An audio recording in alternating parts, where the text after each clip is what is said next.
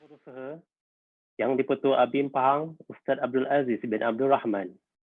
Yang berusaha Presiden Majlis Belia Negeri Pahang, Encik Muhammad Izzat Afifi bin Haji Abdul Hamid. Para pembicara dan panelis, staf pimpinan Angkatan Belia Islam Pahang, Angkatan Belia Islam Malaysia Negeri Pahang, para ilmuwan, para pejuang, pendukung perpaduan, tuan-tuan dan puan-puan, hadirin hadirat sekalian. Assalamualaikum warahmatullahi wabarakatuh dan salam sejahtera. Bagi memberkati acara kita pada hari ini, majlis dengan sukacitanya mempersilakan Saudara Anwar Ridwan bin Muhammad Azhari, Setiausaha ABIM Pahang untuk memimpin bacaan doa. Bagi penganut agama Islam, dipersilakan berdoa mengikut cara dan kepercayaan masing-masing. Dipersilakan. Auzubillahi minasyaitonir rajim. Bismillahirrahmanirrahim. Alhamdulillahirabbil alamin. Wassalatu wassalamu ala asyrafil anbiya'i wal mursalin wa ala alihi wa sahbihi ajma'in. Ya Allah, ya Rahman, ya Rahim. Sesungguhnya kami menadah tangan menzahirkan rasa kesyukuran atas iradat dan kudrat-Mu yang telah menentukan dan mengizinkan kami untuk berhimpun pada malam yang berbahagia ini dalam acara simposium penjabaran kerangka literasi bangsa Malaysia. Ya Allah, ya Zal Jalali wal Ikram, berkatilah dan permudahkanlah perjalanan perancangan kami selepas ini. Jadikanlah agenda memperteguh kohesi sosial dan mengukuhkan perpaduan nasional menjadi kenyataan seterusnya, mewujudkan satu etas bangsa Malaysia yang berjaya. Ya Allah, ya Zal Jalali wal Ikram, kurniakanlah kepada kami kesihatan yang berpanjangan, kesejahteraan yang sempurna, fikiran minda yang cergas, rezeki yang halal, zuriat dan generasi yang beriman, serta kurniakanlah kepada kami segala kebaikan di dunia dan juga di akhirat. Satukanlah hati-hati kami, ya Allah. Wahai Tuhan kami juga berharap agar agenda matlamat hidup bersama dalam budaya damai yang kami usahakan ini diberikan kemudahan, menghasilkan kejayaan dan memberikan kemanfaatan demi masa depan dunia yang lebih baik. Rabbana zalamna anfusana wa illam taghfir lana wa tarhamna lanakunanna minal khasirin. Rabbana atina fid dunya hasanah wa fil akhirati hasanah wa qina azabannar. Subhana rabbika rabbil izzati amma yasifun. Wassalamu alal mursalin. Alhamdulillah rabbil alamin. Amin amin ya rabbal alamin. Difti kehormat hadirin dan hadirat. Sayang kumbang mencari pasangan terbang perlahan di tepi kali. Walau bertemu di dalam talian, semangat muhibah terus dilestari. Majlis mengalu-alukan kehadiran para undangan, peserta persidangan dan hadirin hadirat ke sidang dalam talian simposium penjabaran kerangka literasi bangsa Malaysia. Marilah sama-sama kita memanjatkan setinggi-tinggi kesyukuran kehadrat Tuhan Yang Maha Esa kerana dengan limpah perkenan dan kurniaannya kita dihimpunkan dalam acara yang penting dan bermakna hari ini. Buat permulaan, izinkan saya menyampaikan taklimat perjalanan acara sepanjang persidangan ini berlangsung. Acara hari ini akan dimulakan dengan segmen 1 oleh Yang Berusaha Ustaz Abdul Aziz bin Abdul Rahman, Yang di-Pertua ABIM Negeri Pahang, diikuti dengan sesi 2 oleh Yang Berusaha Encik Muhammad Izzat Afifi bin Haji Abdul Hamid, Presiden Majlis Belia Negeri Pahang. Selanjutnya, 3 lagi sesi akan berlangsung dengan menampilkan beberapa panelis antaranya Yang Berusaha Cik Angeline, Pensyarah Jabatan Pengajian Ampolisas, yang juga mewakili Young Malaysian Movement, YMM. Seterusnya, Yang Berusaha Dr. Munirah Ibrahim, Koordinator Projek Wawasan Rakyat. Seterusnya diakhiri dengan sesi oleh Yang Berusaha Encik Muhammad Fazril bin Muhammad Saleh, Setiausaha Agung ABIM Pusat dan juga kesepakatan resolusi. Hadirin hadirat yang budiman, Malaysia merupakan sebuah negara bertuah yang menjadi kebanggaan bersama. Lintasan sejarah global menunjukkan betapa pentingnya Malaysia dalam memposisikan strategi peradaban dunia. Dari sudut sumber daya bumi, lokasinya yang strategik, kekayaan sumber mineral dan galian, kesuburan tanah tanihnya, dan kenyamanan iklim khatulistiwa menjadikannya salah satu daripada lokasi paling diidamkan di muka bumi ini. Manakala dari aspek sumber daya manusia, keramahan warganya dengan pegangan nilai ketimuran yang terpasak dalam budaya penghidupan bangsa adalah ciri kelompok manusia paling layak dan sesuai mendiami bumi paling bertuah ini. Adunan ini yang bentuk ketamadunan rantau ini dengan ditandai ciri khasnya kosmopolitanisme. Kosmopolitan Malaysia adalah suatu warisan zaman berzaman yang mesti dipertahankan dengan sepenuh hati. Tuhan Yang Maha Esa telah menentukan takdir sejarah ini buat kita yang diamanahkan untuk mendiami dan memakmurkan bumi Malaysia ini. Dalam kesedaran itu, Simposium Penjabaran Kerangka Literasi Bangsa Malaysia peringkat negeri Pahang dianjurkan. Ia adalah kelanjutan dan kesinambungan sidang kebuncak bangsa Malaysia yang telah dianjurkan pada 27 Mac 2021 yang lalu oleh Angkatan Belia Islam Malaysia Pusat. Untuk makluman hadirin hadirat sekalian, simposium ini bukan hanya dianjurkan di negeri kita, tetapi juga dilangsungkan di kesemua 14 negeri seluruh Malaysia. Ia berhasrat untuk mendapatkan input, keprihatinan tempatan dan pandangan daripada akar umbi di peringkat negeri masing-masing. Semua usaha ke arah menciptakan sebuah bangsa bermaruah yang bersatu padu, ikhlas dan penghidupan hidup bersama dalam budaya damai dan utuh dalam menegakkan prinsip keadilan dan kebenaran wajar didukung oleh semua warga. Maka, ayuhlah bangsa Malaysia optimis dengan masa depan kita. Hadirin sekalian, mengangkat tirai persidangan hari ini, majlis dengan penuh takzim mempersilakan Yang Berusaha Ustaz Abdul Aziz bin Abdul Rahman, Yang Dipertua ABIM Negeri Pahang untuk memulakan sesi. Beliau akan menyampaikan ucapan sambutan seterusnya, memberikan taklimat semasa kondisi perpaduan di Negeri Pahang Darul Makmur ini. Dipersilakan. Bismillahirrahmanirrahim. Alhamdulillahirabbil alamin. Allahumma salli ala Muhammad wa ala ali Muhammad. La haula wa la quwwata illa billahil aliyyil azim, amma ba'd. Terima kasih Saudara Muhaimin Mustaqim, sahabat saya selaku penerajuk acara pada malam ini. Yang berbahagia Presiden Majlis Belia Malaysia Tuan Jufitri Johar, yang berbahagia bersama untuk panel malam ini sahabat saya Saudara Muhammad Izzat Afifi Haji Abdul Hamid, Presiden Majlis Belia Negeri Pahang, yang berbahagia juga Cik Angeline mewakili YMM Pahang pada malam ni selaku panel, dan juga tidak ketinggalan Dr. Munirah Ibrahim selaku koordinator projek Wawasan Rakyat Power juga sebagai panel pada malam ini, dan adinda saya Saudara Muhammad Fazril bin Muhammad Saleh, Setiausaha Agung ABIM Pusat. Assalamualaikum warahmatullahi wabarakatuh. Alhamdulillah, syukur kepada Allah Subhanahu wa taala. Tuan-tuan dan puan-puan, sesi saya hanya sebagai pembuka bicara. Apa yang lebih penting adalah pengisian dan perkongsian yang akan disampaikan oleh 4 panel yang seterusnya. Jadi sebagai tuan rumah, jadi sedikit ucapan sambutan dan taklimat kondisi perpaduan di Negeri Pahang. Sebagai mukadimah,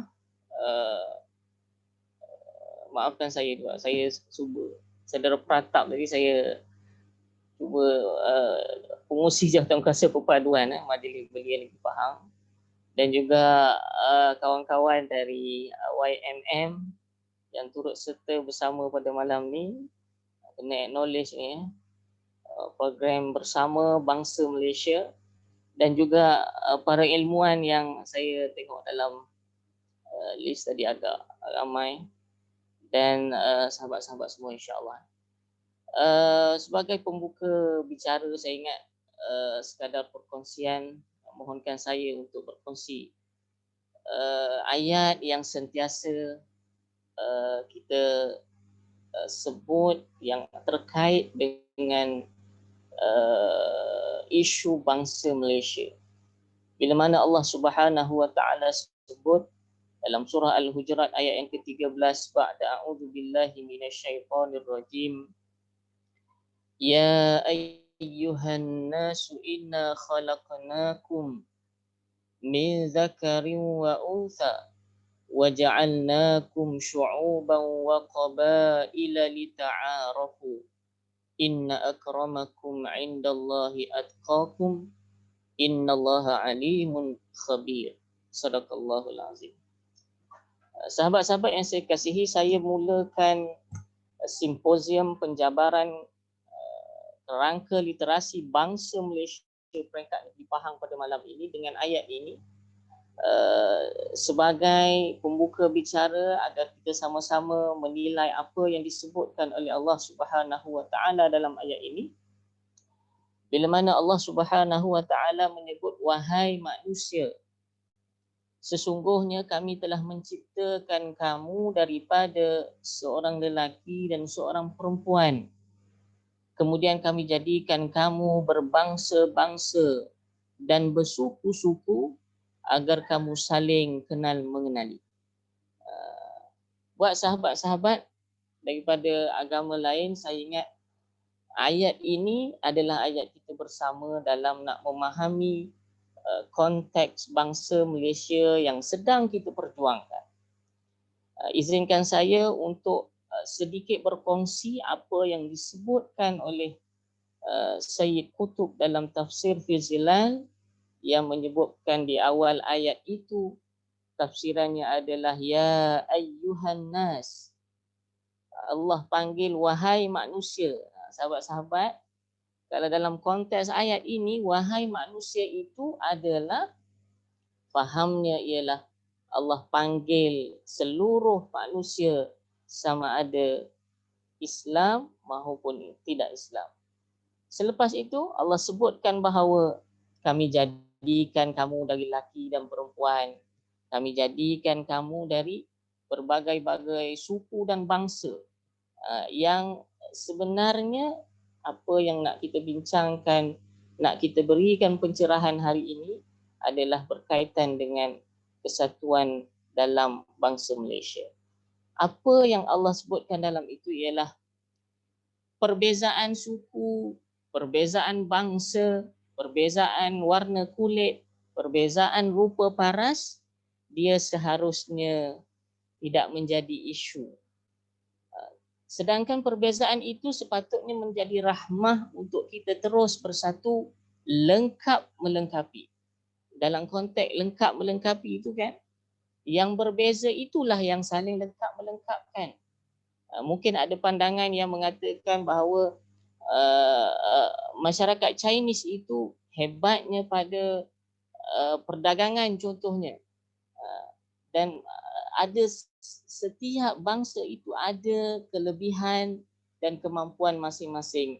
Atas kelebihan dan kemampuan yang berbeza inilah Allah Ta'ala sebutkan dalam ayat ini supaya kita kenal mengenal, saling kenal mengenal, akhirnya kita saling faham memahami dan membentuk takaful, kerjasama antara pelbagai kaum dalam bangsa Malaysia.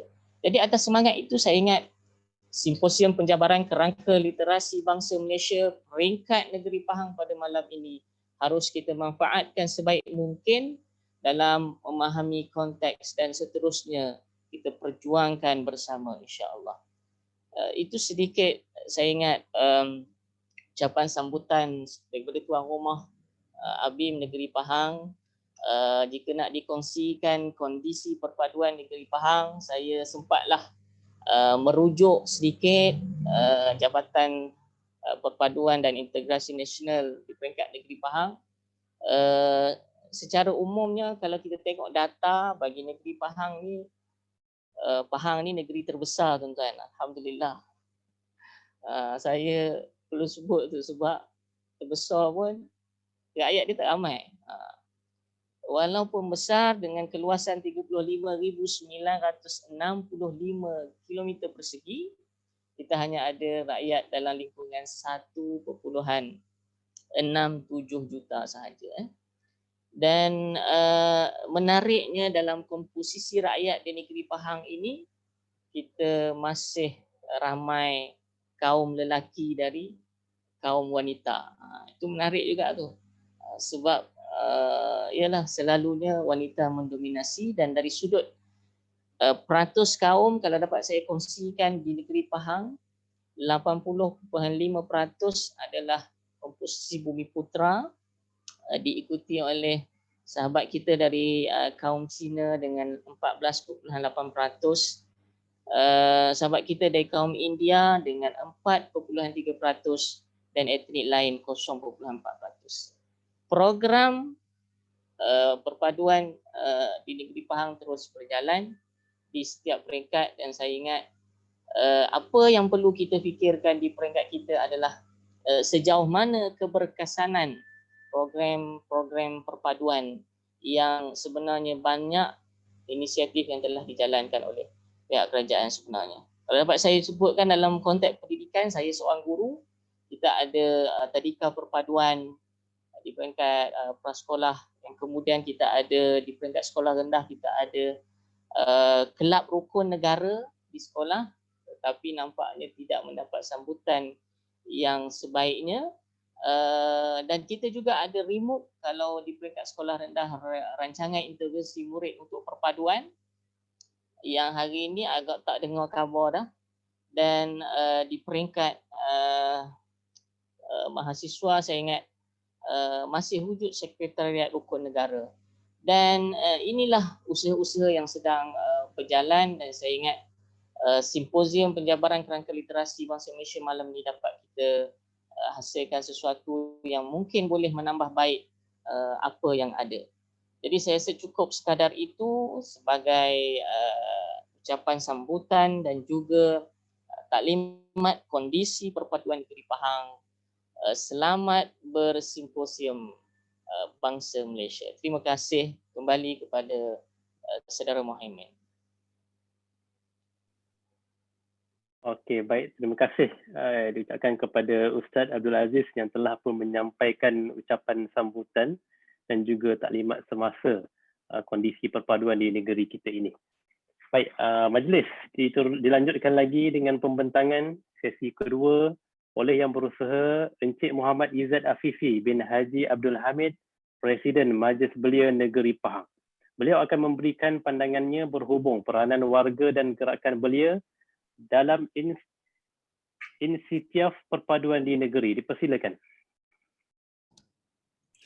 Bismillahirrahmanirrahim. Assalamualaikum warahmatullahi wabarakatuh. Terima kasih kepada saudara moderator, saudara Muhaimin. Yang saya hormati kekanda saya, Presiden Majlis Belia Malaysia. Saya dimaklumkan negeri lain Presiden MBM tak datang. Hari ini dia datang buat spot check rasanya. Sebenarnya di Pahang ini. Terima kasih kepada saudara Presiden Majlis Belia Malaysia, Pengurusi Angkatan Belia Islam Malaysia Cawangan Negeri Pahang, Ustaz Abdul Aziz Abdul Rahman, dan juga Setiausaha Agung Angkatan Belia Islam Malaysia, Saudara Fazril, dan juga saudara panelis iaitu Saudari Angeline daripada Yayasan YMM, dan juga Dr. Munirah daripada Power. Saya tak tahu mungkin betul ke ejaannya Power ataupun singkatan lah bagi Power, iaitu satu NGO khusus yang melibatkan tentang rakyat dan juga perpaduan rakyat. Pertamanya, mewakili Majlis Belia Negeri Pahang, saya ucapkan ribuan terima kasih atas jemputan ABIM, khususnya ABIM Negeri Pahang, untuk saya memberi sedikit sumbang saran dan juga berkongsi pengalaman dan juga berkongsi sedikit beberapa perkara lah, khususnya yang berkaitan tentang perpaduan di kalangan anak-anak muda di negeri Pahang dan juga mungkin secara general dan juga khususnya berkaitan tentang perpaduan di kalangan pergerakan belia khususnya di negeri Pahang. Tapi kalau kita lihat kepada tajuknya yang berkaitan tentang bangsa Malaysia, mungkin kita boleh pergi dahululah. Maknanya bila kita bercakap tentang bangsa Malaysia, bagi saya ini bukanlah satu konsep yang baru. Tetapi ABIM telah mengambil inisiatif yang bagi saya amat baik dalam keadaan negara kita berhadapan, bergelumung dan bergelut dengan COVID-19 dan sebagainya, isu kesusahan rakyat. Tetapi ABIM terus konsisten membawa isu-isu kenegaraan, isu-isu besar yang melibatkan orang kata penubuhan ataupun kenegaraan dalam negara kita. Bagi saya satu usaha yang amat baik yang jarang dilakukan, tetapi ABIM sentiasa konsisten dalam membawa perkara ini. Dan khususnya bila kita bercakap tentang isu bangsa Malaysia, dia agak kontroversial. Mungkin pada sesengah mengatakan bahawa konsep bangsa Malaysia ini adalah satu konsep Malaysian Malaysia yang sering kita dengar dalam sejarah. Mungkin ada yang mengatakan bahawa konsep bangsa Malaysia ini adalah satu konsep liberal dan sebagainya. Tetapi ABIM konsisten membawa isu-isu ini dan juga memberi penerangan. Sebab itu saya sering katakan kepada Presiden ABIM, Saudara Faizal, bahawa bila kita bercakap tentang isu bangsa Malaysia ini, ramai lagi yang masih tidak faham. Dan ABIM sentiasa konsisten bahawa perkara ini adalah satu perkara yang amat baik dan juga amat dialu-alukan. Kalau kita lihat pada konsep bangsa ataupun bangsa Malaysia ini, kalau kita soroti sejarah, ia bukan satu konsep yang baru.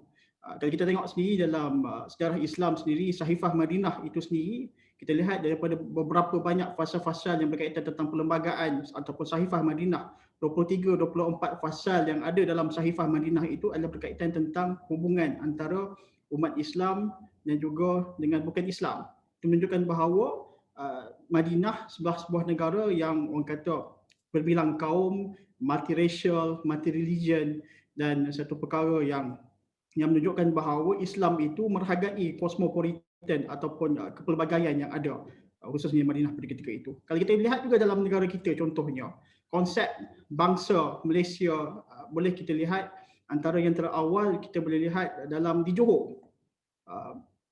Undang-undang tubuh Kerajaan Negeri Johor sudah awal-awal menyatakan berkaitan tentang bangsa Johor. Dan antara yang terawal kita boleh lihat bukti yang konsep bangsa Johor ini, kita boleh lihat dalam lagu bangsa Johor, iaitu lagu Negeri Johor yang tidak silap saya telah ada pada 1920-an yang telah diperkenankan oleh Sultan Ibrahim of Johor pada ketika itu. Menunjukkan bahawa Johor sudah mula membawa konsep bahawa perpaduan itu, penyatuan semua kaum di Johor pada ketika itu amat penting dan harus disatukan di bawah satu konsep dan juga satu bangsa dalam negeri Johor. Maka mereka wujudkanlah kata konsep bangsa Johor yang hingga hari ini menjadi, kerana orang yang tidak faham sejarah, dia mungkin melihat bahawa itu satu polemik ataupun kata kebanggaan ataupun kenegerian di Johor. Bagi saya itu satu konsep yang panjang. Sebelum wujudnya Malaysia, Johor adalah sebuah negeri yang merdeka. Dan untuk menyatukan Johor itu, mereka telah mewujudkan konsep bangsa Johor. Dan konsep lagu negeri Johor ataupun lagu bangsa Johor itu menunjukkan bahawa konsep Malaysia atau bangsa Malaysia ini bukanlah satu konsep yang baru. Bukanlah satu konsep yang asing di Malaysia. Dan kalau kita lihat semasa kemerdekaan contohnya, kita tahu bahawa antara yang telah diusulkan, dicadangkan oleh satu puak kiri, kita katakan sekarang ini, kalau kita belajar sejarah, mereka ini kita golongkan sebagai golongan puak kiri. Tapi dalam golongan puak kiri ini, mereka telah mencadangkan apa yang dinamakan sebagai perlembagaan rakyat. Dan dalam perlembagaan rakyat itu, mereka menyatukan semua konsep ataupun semua kaum itu sebagai Melayu. Itu menunjukkan bahawa itulah konsep bangsa Malaysia yang didefinisikan oleh Burhanuddin Al-Hilmi, putra AMCJA pada ketika itu.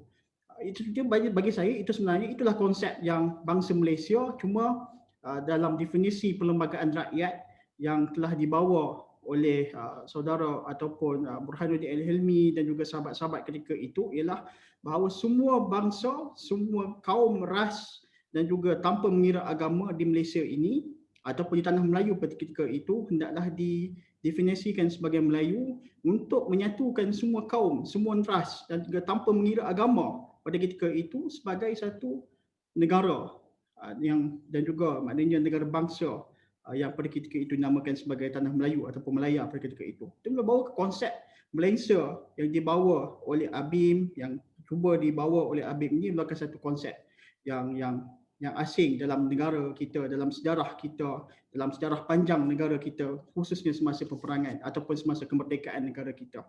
Cuma apabila kita tahu dalam sorotan sejarahnya 1957, orang kata perlembagaan itu mengikut perlembagaan yang ada pada hari ini, dan perlembagaan rakyat itu kekal menjadi satu sejarah, tapi sejarah yang jarang kita dengar, sejarah yang jarang kita ambil tahulah. Dan itu menunjukkan bahawa konsep Malaysia, konsep bangsa Malaysia yang dibawa Abim ini bagi saya amat-amat dialukan. Dan bagi saya kita harus bersedia untuk bercerita ataupun untuk orang kata untuk memberi satu forum dan juga berwacana berkaitan tentang mungkin ramai yang mengatakan bahawa bangsa Malaysia ini terpesong dan sebagainya.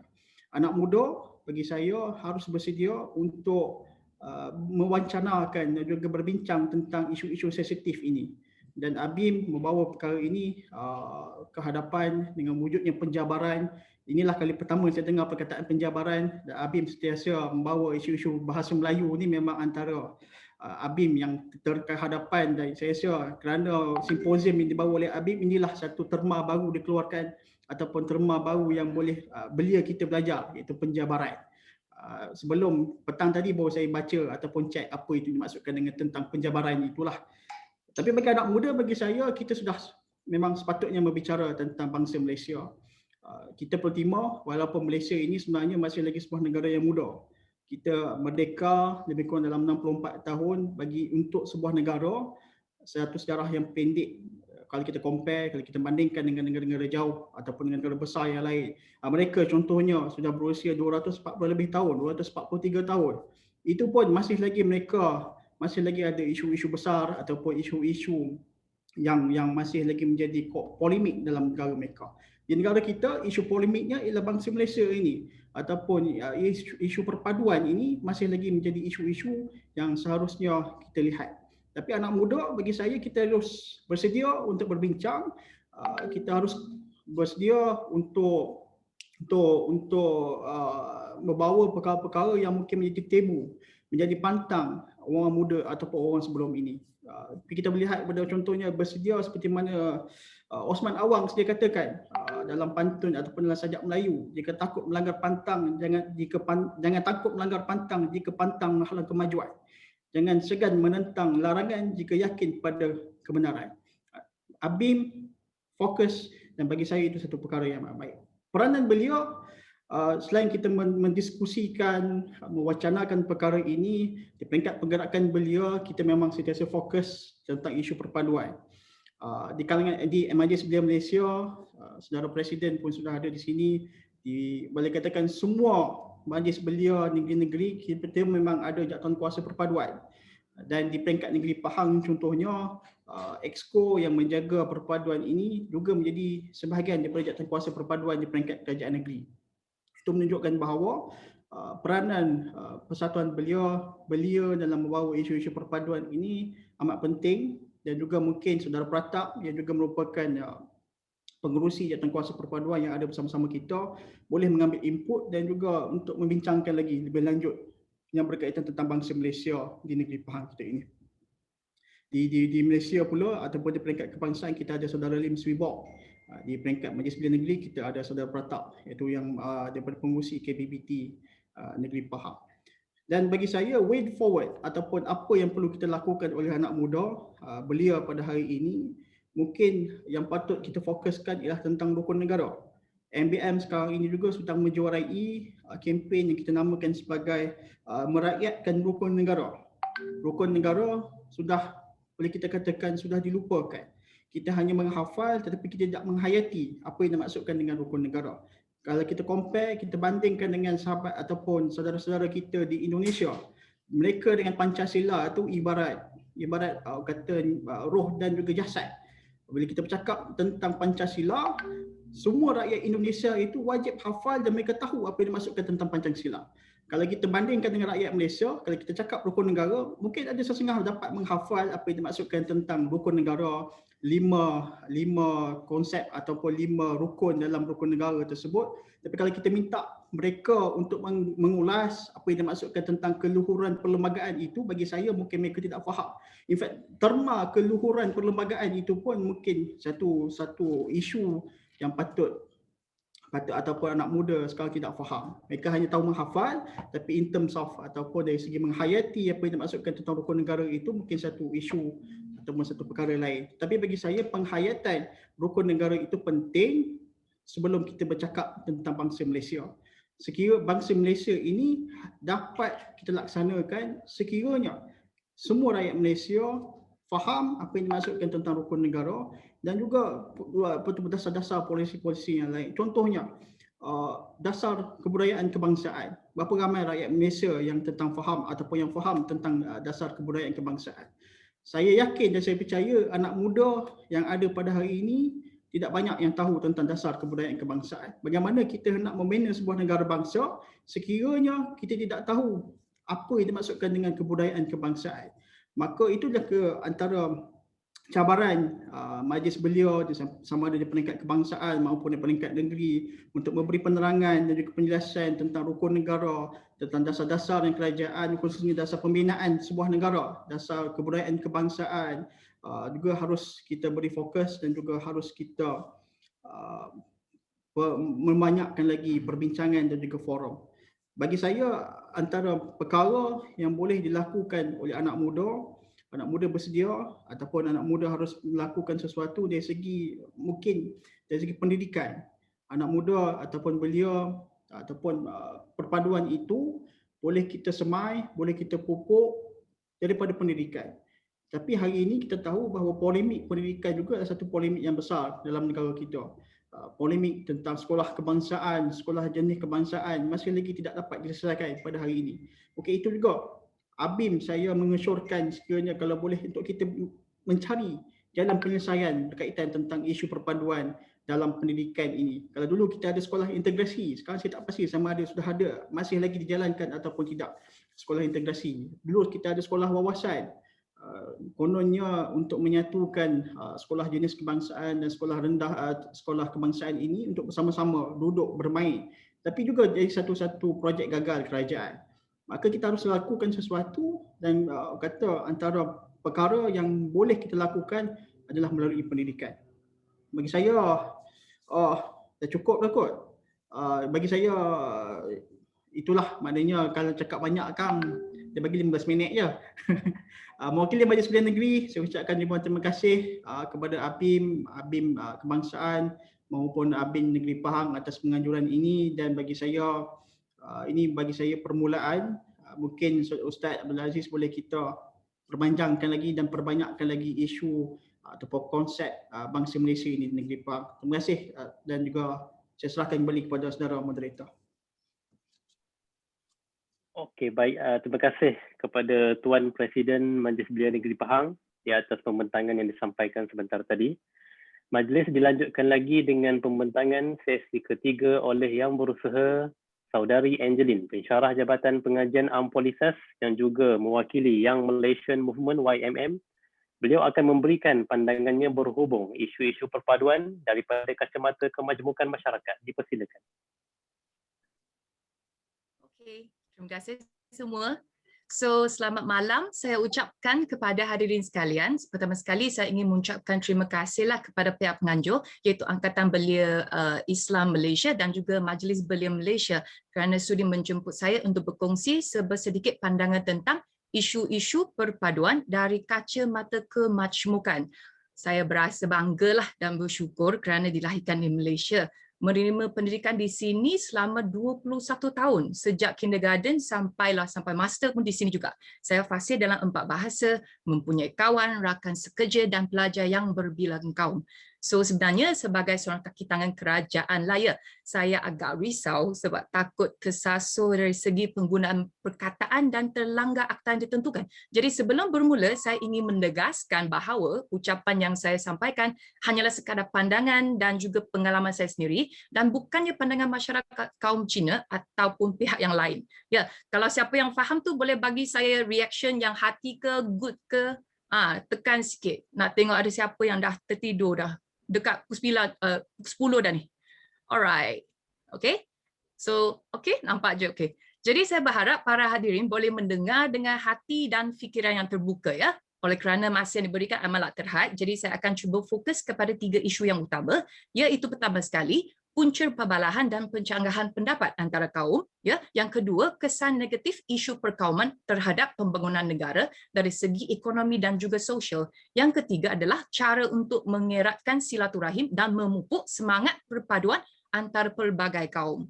Highlight saya segmen yang ketiga lah ya. Alright. So yang pertama sekali, punca perbalahan ataupun pencanggahan pendapat antara kaum. Kenapa kaum yang berlainan ni suka bergaduh? Selalu je bergaduh, ya.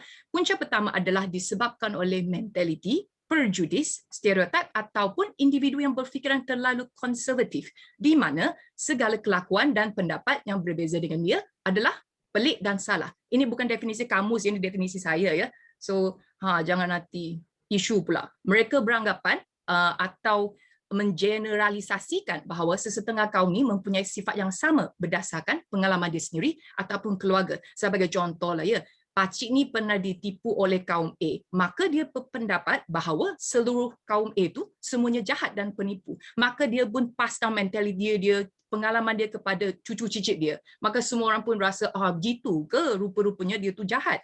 Gitu. So yang punca yang kedua adalah perbezaan dari segi latar belakang, ya, termasuklah bahasa, budaya, cara hidup, ajaran, keluarga, komuniti setempat, pendidikan yang diterima, pengaruh guru dan rakan sebaya, ya, surrounding lah maksud dia. Jadi kekurangan pendedahan secara fizikal dengan kaum yang lain juga boleh mengakibatkan salah faham dan kejutan budaya. Ya, jangan rasa syok ya, ada orang yang tak pernah berkawan dengan kaum yang lain walaupun usia dia dah 30 tahun, 40 tahun, tak pernah berkawan dengan kaum yang lain. Okey, contohnya lah semasa di universiti, pelajar yang berlainan kaum ditempatkan dalam satu hostel yang sama. Mereka akan berasa agak mencabar untuk memahami bahasa dan cara hidup kaum yang lain.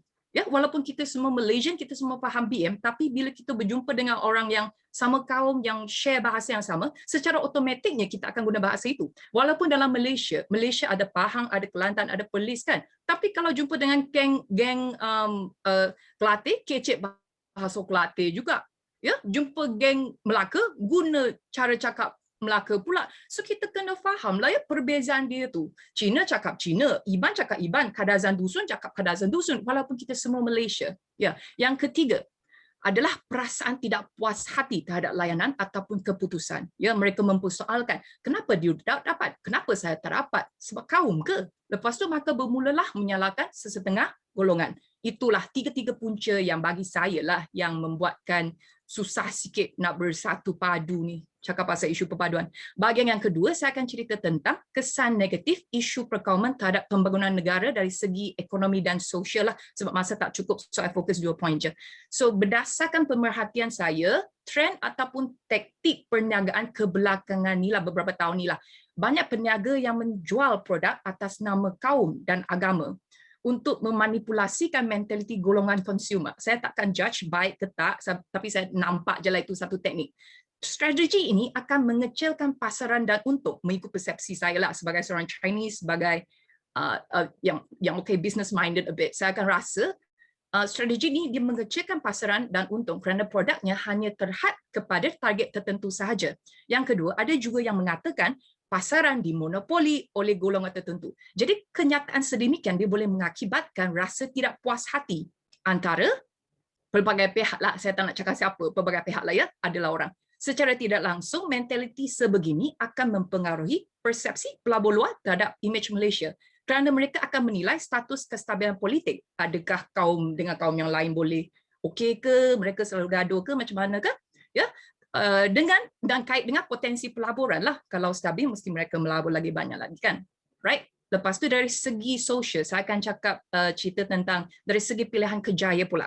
Memang nampak pecahan kaum yang tidak seimbang dalam pelbagai sektor, termasuklah IPTA ke, angkatan tentera ke, polis ke, maupun sektor perubatan. Maka timbullah fenomena di mana ketidakseimbangan dari segi pakar. Ada juga yang wujudkan stereotip bahawa kejayaan tertentu hanya untuk kaum tertentu sahaja. Okay, gitu. Mereka rasa kalau you bukan kaum tu, you apply susah nak dapat. Gitu. Okay. Lepas tu, cabaran seterusnya adalah kekangan komunikasi, terutamanya dalam sektor pendidikan dan perubatan. Kenapa? Sebab saya selalu, teman mak ayah saya pergi hospital lah kan, kerana mereka kurang faham apa bahasa yang digunakan oleh doktor dan juga staf perubatan. So tu pun satu cabaran juga. Orang tua ni dia jarang guna BM. So bila orang cakap dengan dia pun dia tak faham sangat, terutamanya medical terms tu. Satu lagi di sekolah pula, ada pelajar yang kurang faham apa yang diajar oleh cikgu kerana medium pengajaran dan pembelajaran bukan bahasa ibunda dia. Keluarga dia, kawan dia di rumah, jiran-jiran dia, semua guna bahasa ibunda dia, lepas tu pergi sekolah tiba-tiba guna bahasa yang lain. Maka muncullah satu masalah di mana dia tak boleh proses bahasa tersebut. Of course tu perlukan masa lah. Ya? Okey, sekarang tiba masanya untuk segmen yang ketiga. Segmen yang memang saya rasa saya patut emphasize saya. Okey, segmen yang ketiga ialah highlight malam ini, cara untuk mengeratkan silaturahim dan memupuk semangat perpaduan antara pelbagai kaum. Jadi sekadar pengkongsian malamannya lah, sebab selalunya ada kawan dan saudara mara yang rasa hairan lah macam mana saya boleh berkawan, belajar, bekerja, bermain, bersukan, melancong sampailah tinggal di bawah satu bumbung yang sama dengan kaum yang berlainan. Jangan salah faham ya, bukan saya duduk dengan mereka sekarang masa di universiti lah ya masa tu. Okay? So saya ada 4 prinsip, 4 rahsia saya lah. Jadi hari ini saya akan sharekan. Yang pertama sekali, saling memahami dan menghormati serta menghayati perbezaan atau keunikan antara kaum. Ada setengah individu ni dia risau dan takut dipengaruhi. Jadi mereka menjauhkan diri ataupun shut down terus. Dia tak nak dengar, dia tak nak tengok terus bila berdepan dengan isu kaum dan agama yang lain. Okey, sebenarnya memahami bukan suruh paksa terima dan praktikan agama itu, budaya dia, adat ataupun cara hidup kaum itu. Faham dan belajar dan bukannya paksa terima. Okey, tu kena faham. Kita belajar untuk mengelakkan diri dari menyinggung perasaan dan melanggar adat istiadat orang lain. Contohnya lah, kita tanya masa kat universiti tinggal first time tinggal dengan friend Muslim kan, so tak pasti tu. So kita tanyalah bila waktu bersolat apakah makanan yang halal, yang tidak halal, arah kiblat tu betul ke tak. So yang kita nak tahu kita tanyalah sebab tak familiar kan. So kita pun tanyalah yang lain juga, apakah perbezaan cara pemakanan Buddhis, Hindu dengan Christian. Sebab ada yang confused. Kenapa ada yang boleh makan daging, ada yang tak boleh makan daging. Tu masalah dia. Siapakah yang boleh makan lembu ni? Kenapa NG boleh makan, Lee tak boleh makan? Ya, agama yang berbeza, cara pemakanan yang berbeza. Okey. Apakah vegetarian? Yang ni saya nak share satu cerita yang agak kelakar jugalah ya. Semasa saya kerja dulu, adalah orang pernah tanya ni. Dia cakap, pelajar vegetarian ni ikan bilis dia boleh makan kan? Aku macam, how can you not know? Ikan bilis tu ikan, dia vegetarian. Dia hanya boleh makan tauhu, boleh makan sayur, benda-benda tu je. So dia orang macam tak faham sebab tak pernah tanya. Tapi tak apa, bila kita berjumpa dengan orang macam ni, kita kenalah tolong dia, kenalah ajar dia, tak boleh ni sebenarnya ni. Walaupun saiz dia kecil pun, dia tetap bukan vegetable. So kena jelas untuk dia. Ya. So saya belajar semua pengetahuan ini bukannya dari sekolah, cikgu tak pernah ajar, buku tak pernah ada. Tapi dari pengalaman saya bekerja dan berkawan dengan orang yang berlainan kaum. Bunyi macam agak complicated dan agak leceh lah. Tapi kalau nak hidup bersama, kenalah ada pendedahan dan menjadi lebih fleksibel serta sanggup saling bertoleransi. Itu sangat penting. Ya, itu yang pertama. Yang kedua, prinsip yang kedua, kuasa bahasa dan jaga bahasa. Mungkin saya pensyarah bahasa, jadi saya emphasize sikitlah tentang kepentingan bahasa ini. Bagi saya lah kan, bahasa merupakan satu platform yang membolehkan manusia untuk berkomunikasi, berbincang, berdebat dan membuat penjelasan untuk elakkan salah faham dan konflik demi mencapai persefahaman.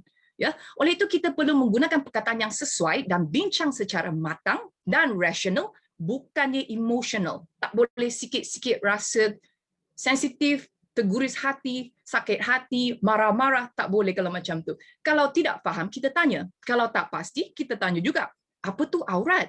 Aurat perempuan dan lelaki apa beza dia? Apa tu sunat? Apa tu kiblat? Perkataan ini jarang muncul dekat buku teks. So, bagi kaum yang lain, mereka tak tahu apa benda ni. So, bila tak tahu, kita tanya, orang jawab. So, kita faham. Gitu je. Ya, kenapa tak boleh pakai ni, kenapa kena pakai tu, kenapa patut cover sampai sini, bukan sampai sini. So, kita jelas, kita exchange knowledge and informations, ya. Ya, ada kalanya kita tanya soalan yang agak kelakar jugalah, kenapa cerita Hindustan ni mesti ada lagu dan tarian. Ya, tanya kawan Indian pula, kenapa ada macam tu. Ya, ada kawan yang dia hairan juga, Angie, rasa babi tu macam mana? Rasa kinzi tu macam mana? Christian dan Chinese memang minum alkohol ke? Soalan macam tu, dia memang tak ofensif, tapi dia nak tahu cerita di sebaliknya, latar belakang orang lain macam mana, cari hidup dia orang macam mana. So kita kaum yang berlainan, so kita memang tak tahu, kita tanyalah ya.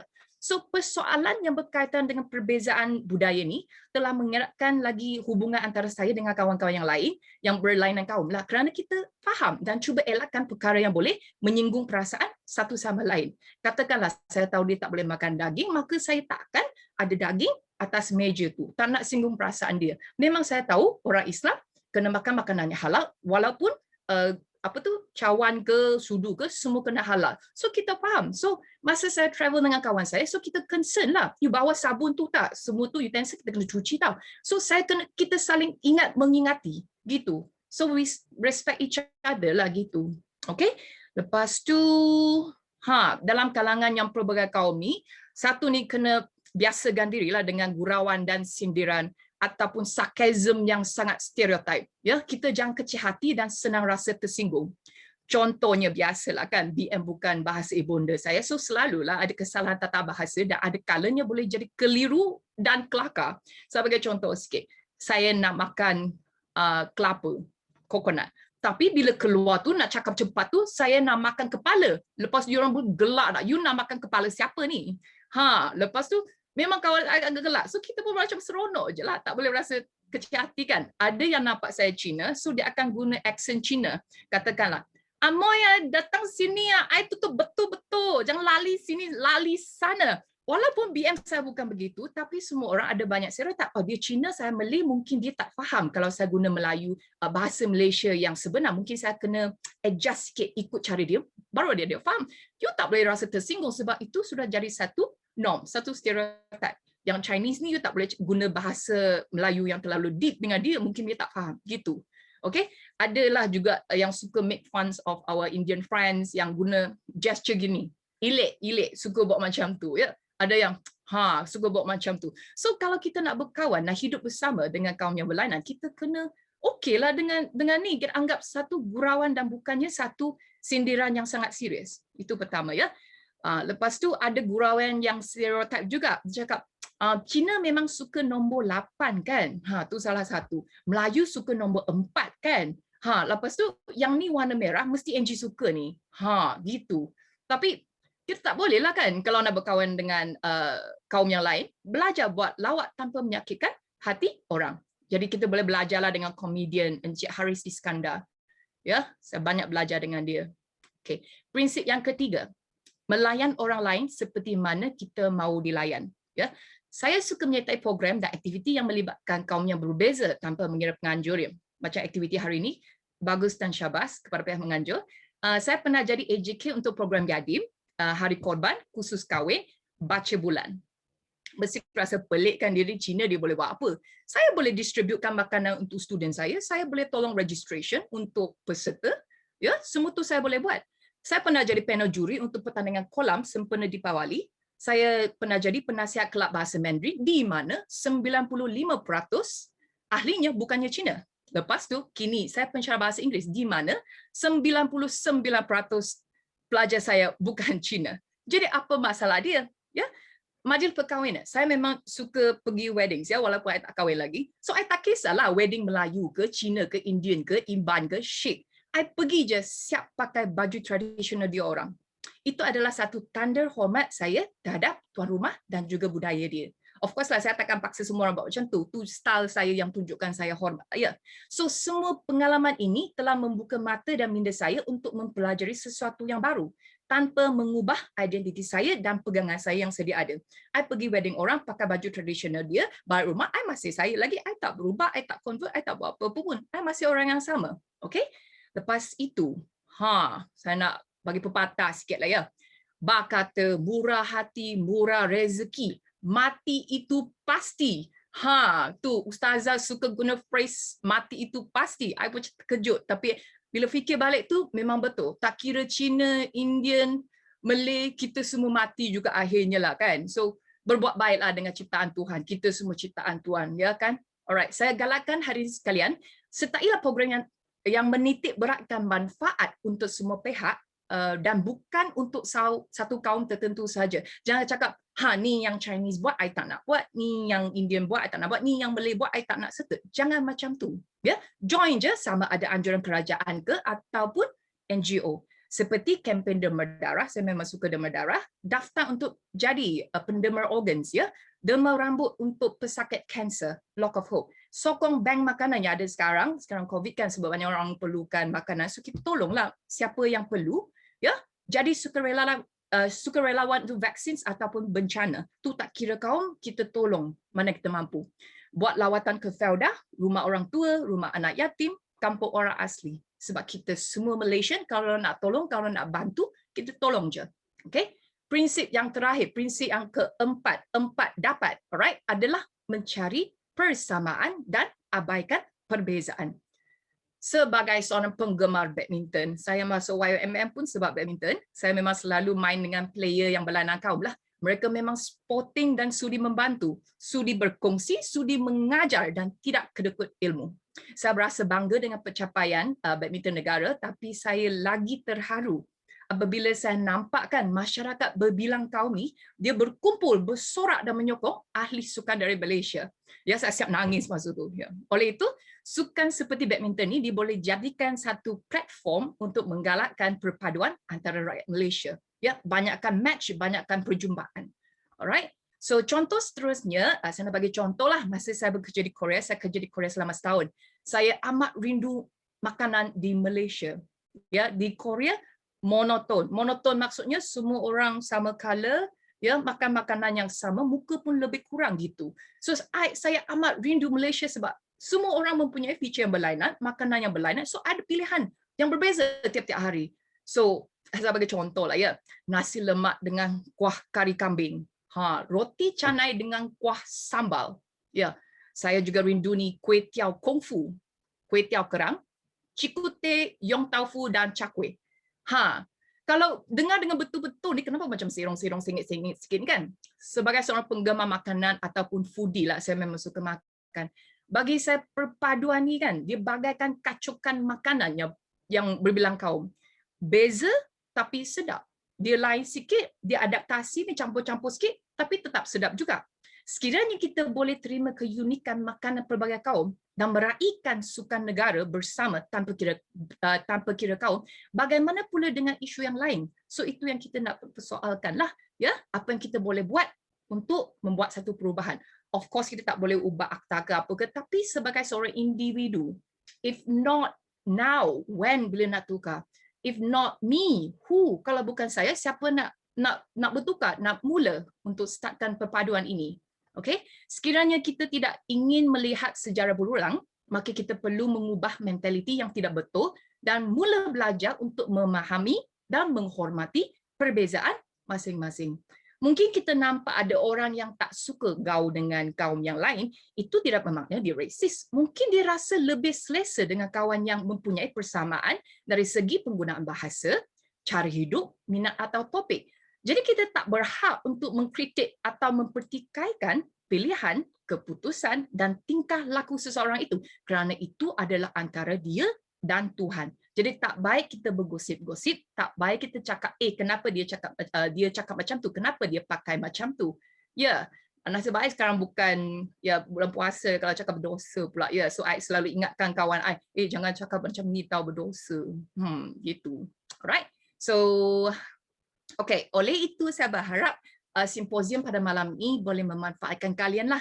Sekali lagi saya ingin mengucapkan syabas dan terima kasih kepada pihak penganjur pihak penganjur dan juga Youth Malaysian Movement YMF atas peluang dan platform yang diberikan. Tidak lupa juga lah institusi saya iaitu Polisas yang banyak memberi dorongan dan sokongan kepada saya selama ini, dan saya juga ingin minta maaf, menyusun 10 jari minta maaf ya sekiranya ada tersilap cakap, terkasar bahasa atau tersinggung perasaan mana-mana pihak. Jadi segala yang baik datangnya dari Tuhan, yang buruk datang dari diri saya sendiri. So take care and be safe. Encik Mohammed, boleh saya share screen kejap? I nak tunjuk bukti yang memang I join program tu. Kalau tak nanti cakap I tipu pula. Ya, boleh I share screen? Okay, terima kasih. Alright. Okay, di sini saya akan share screen. Biasalah cikgu ni memang suka share screen. Ya, tunjuk bukti sikit. Di sini I share screen jap. Ya, saya nak tunjukkan yang contoh yang saya bagi tadi tu memang program dan aktiviti yang saya pernah join, tapi sebab masa terhadkan, so I tak tunjuklah 200 gambar yang I cari itu. So I tunjuk mana yang sempat je lah ya. Okay.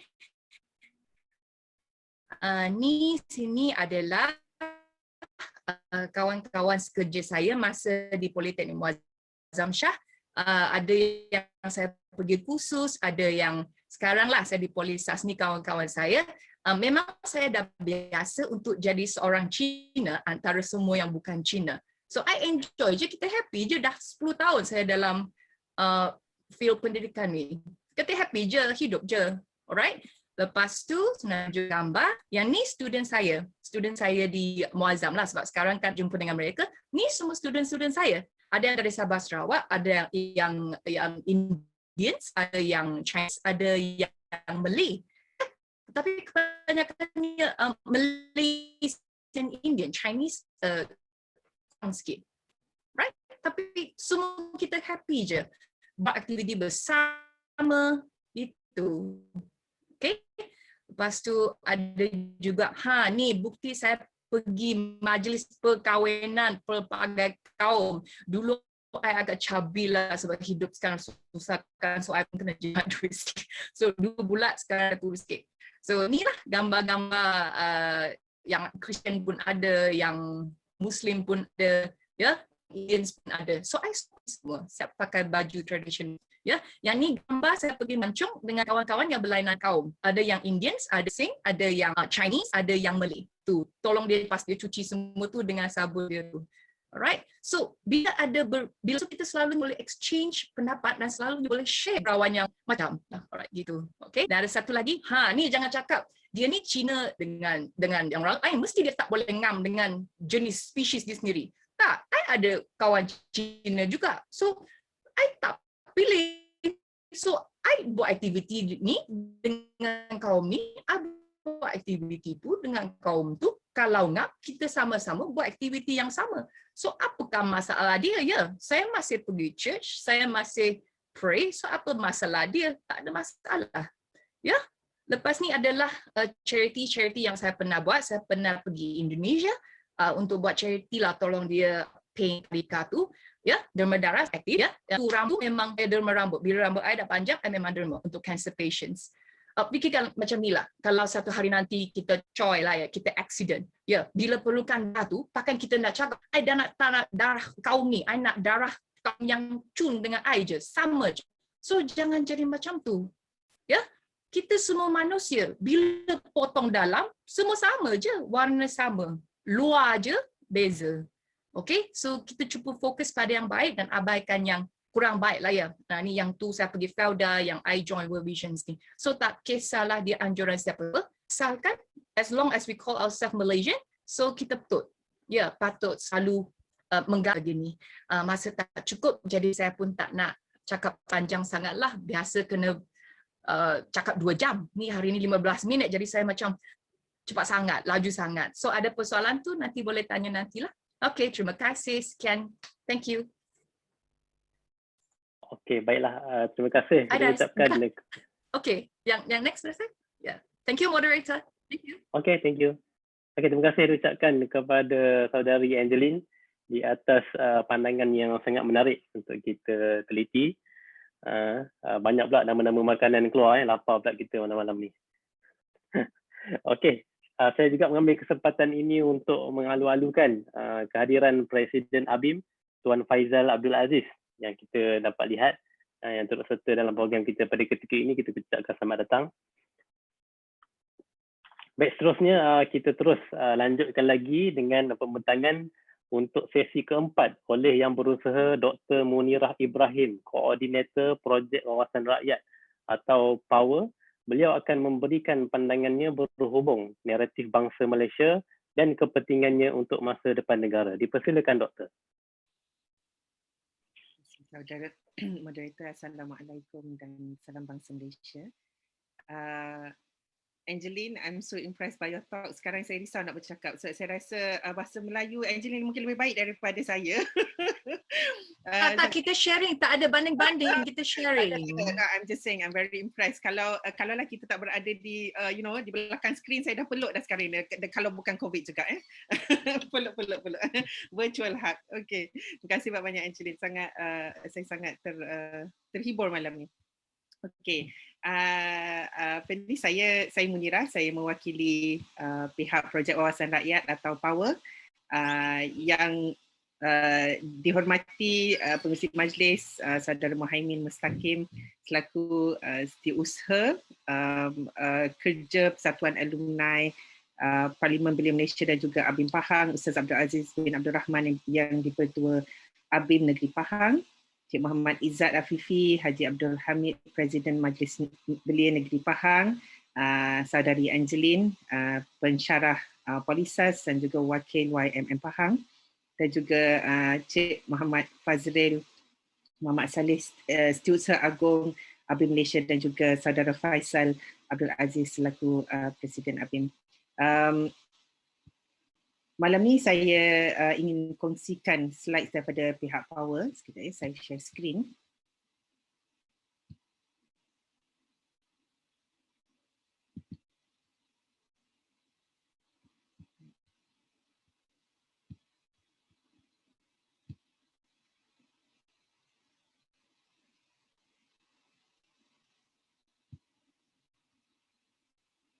Okay.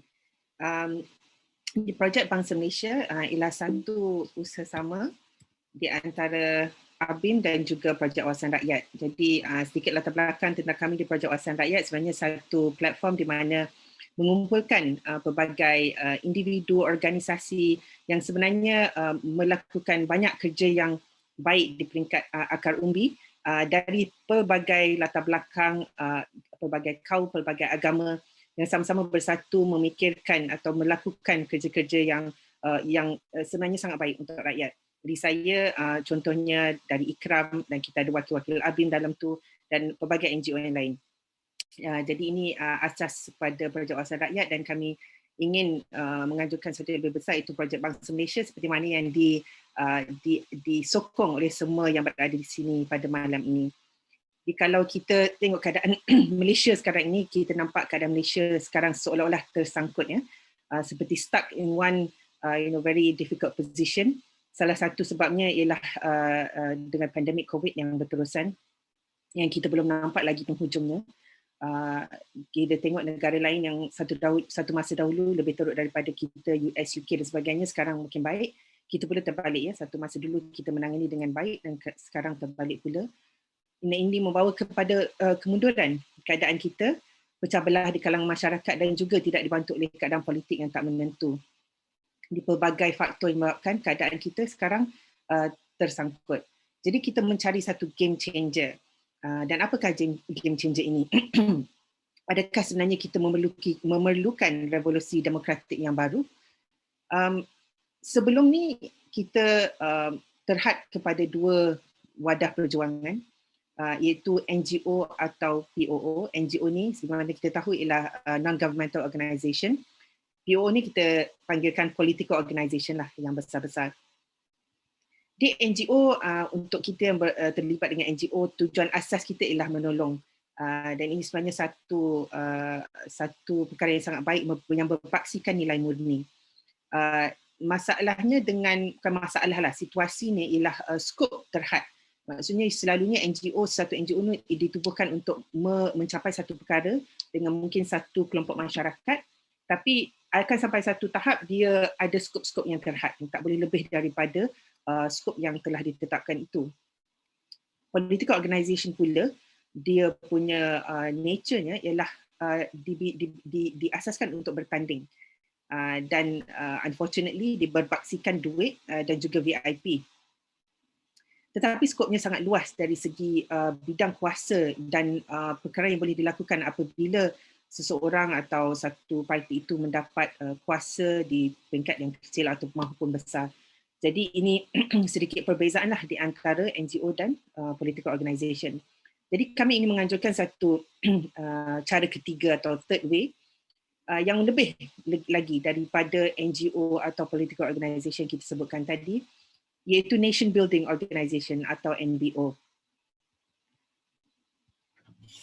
Dan kalau kita yang biasa bekerja dalam NGO atau tengok NGO buat kerja, selalunya NGO ni dia suka nak menyarankan semua pihak buat apa, kita ada data, kita ada bukti, kita sarankan buat ini dan itu mengikut apa yang fakta yang kita ada.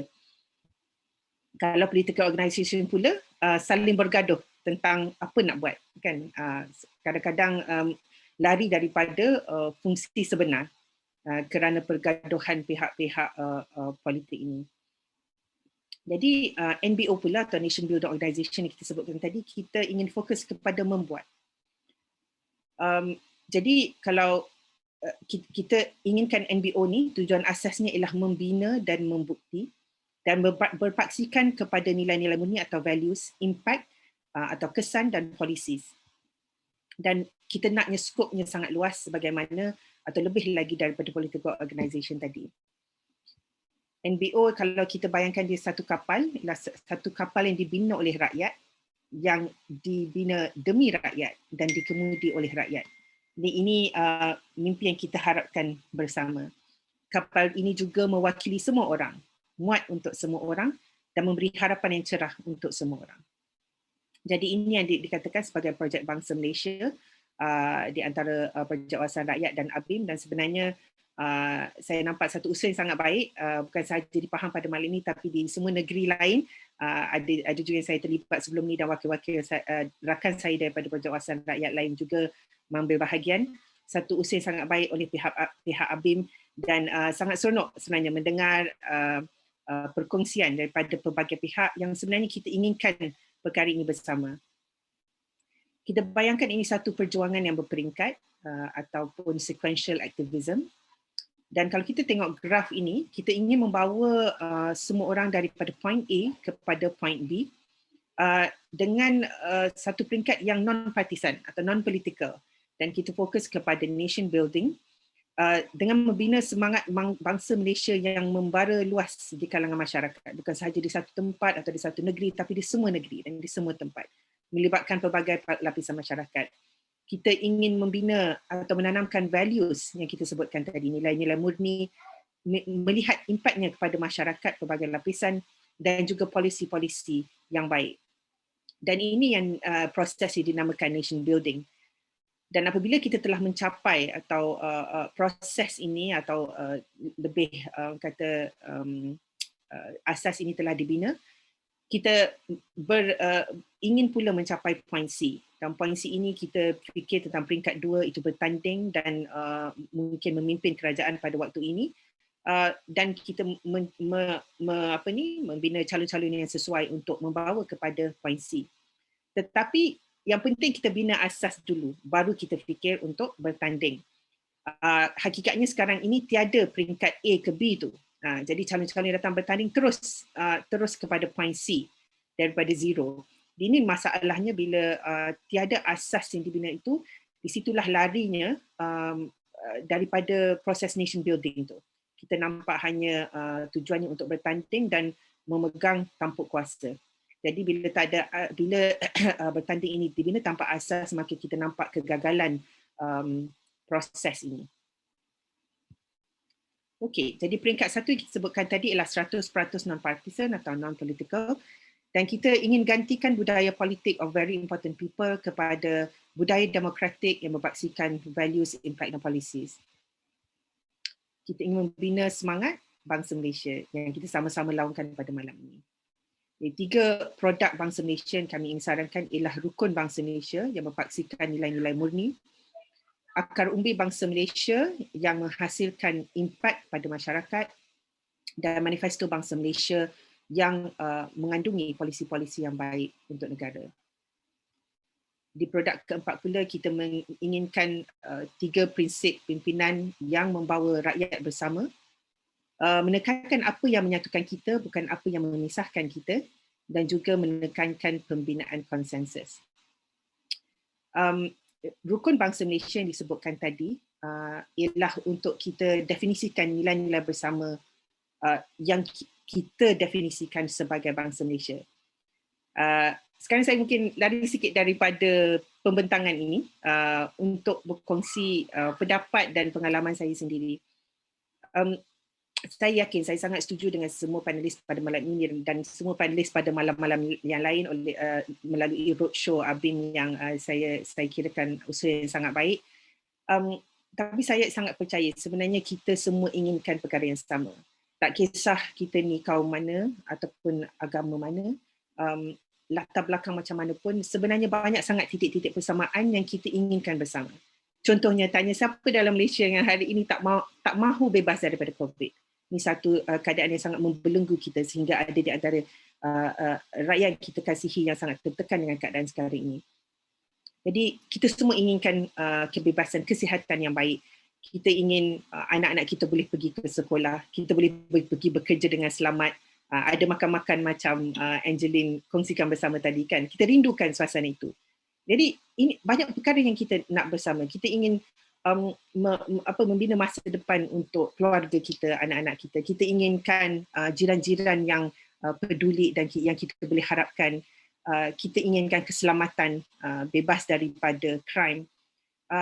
Sangat banyak perkara yang kalau kita listkan sebenarnya tak boleh nak list pun, sebenarnya terlalu banyak. Masalah akan terjadi apabila kita fokus kepada perbezaan kita. Dan of course kita akan ada perbezaan. Of course kita akan ada perbezaan kaum, ada perbezaan agama. Tapi ia tidak perlu menjadi satu masalah. Yang menjadikan dia masalah ialah apabila perbezaan ini disalahgunakan dengan unsur fear atau ketakutan.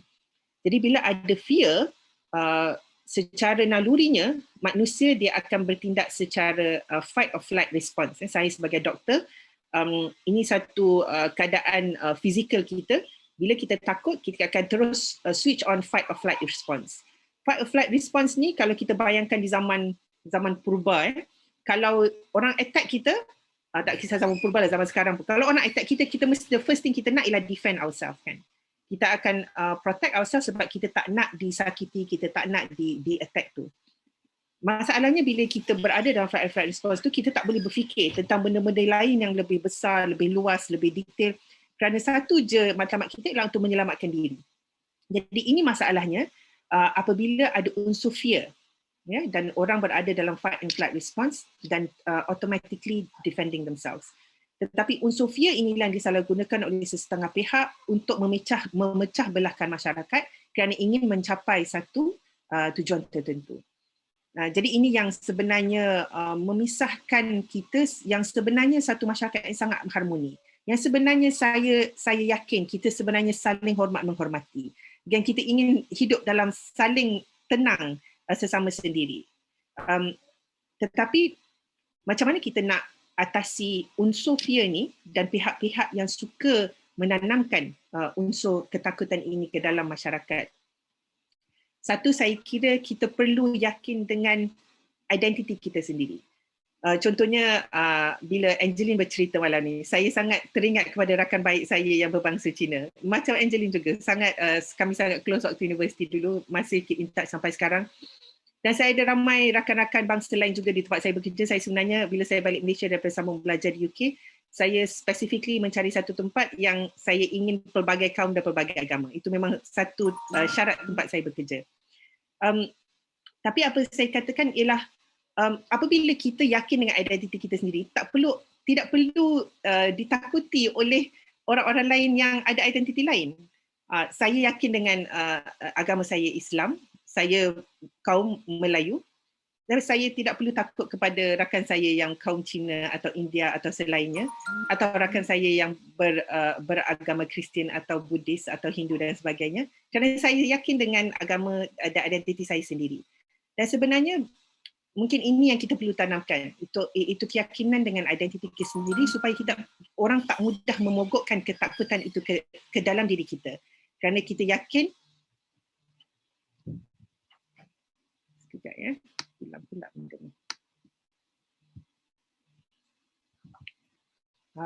Kita yakin dengan diri kita sendiri. Dan kedua ialah ilmu sebenarnya.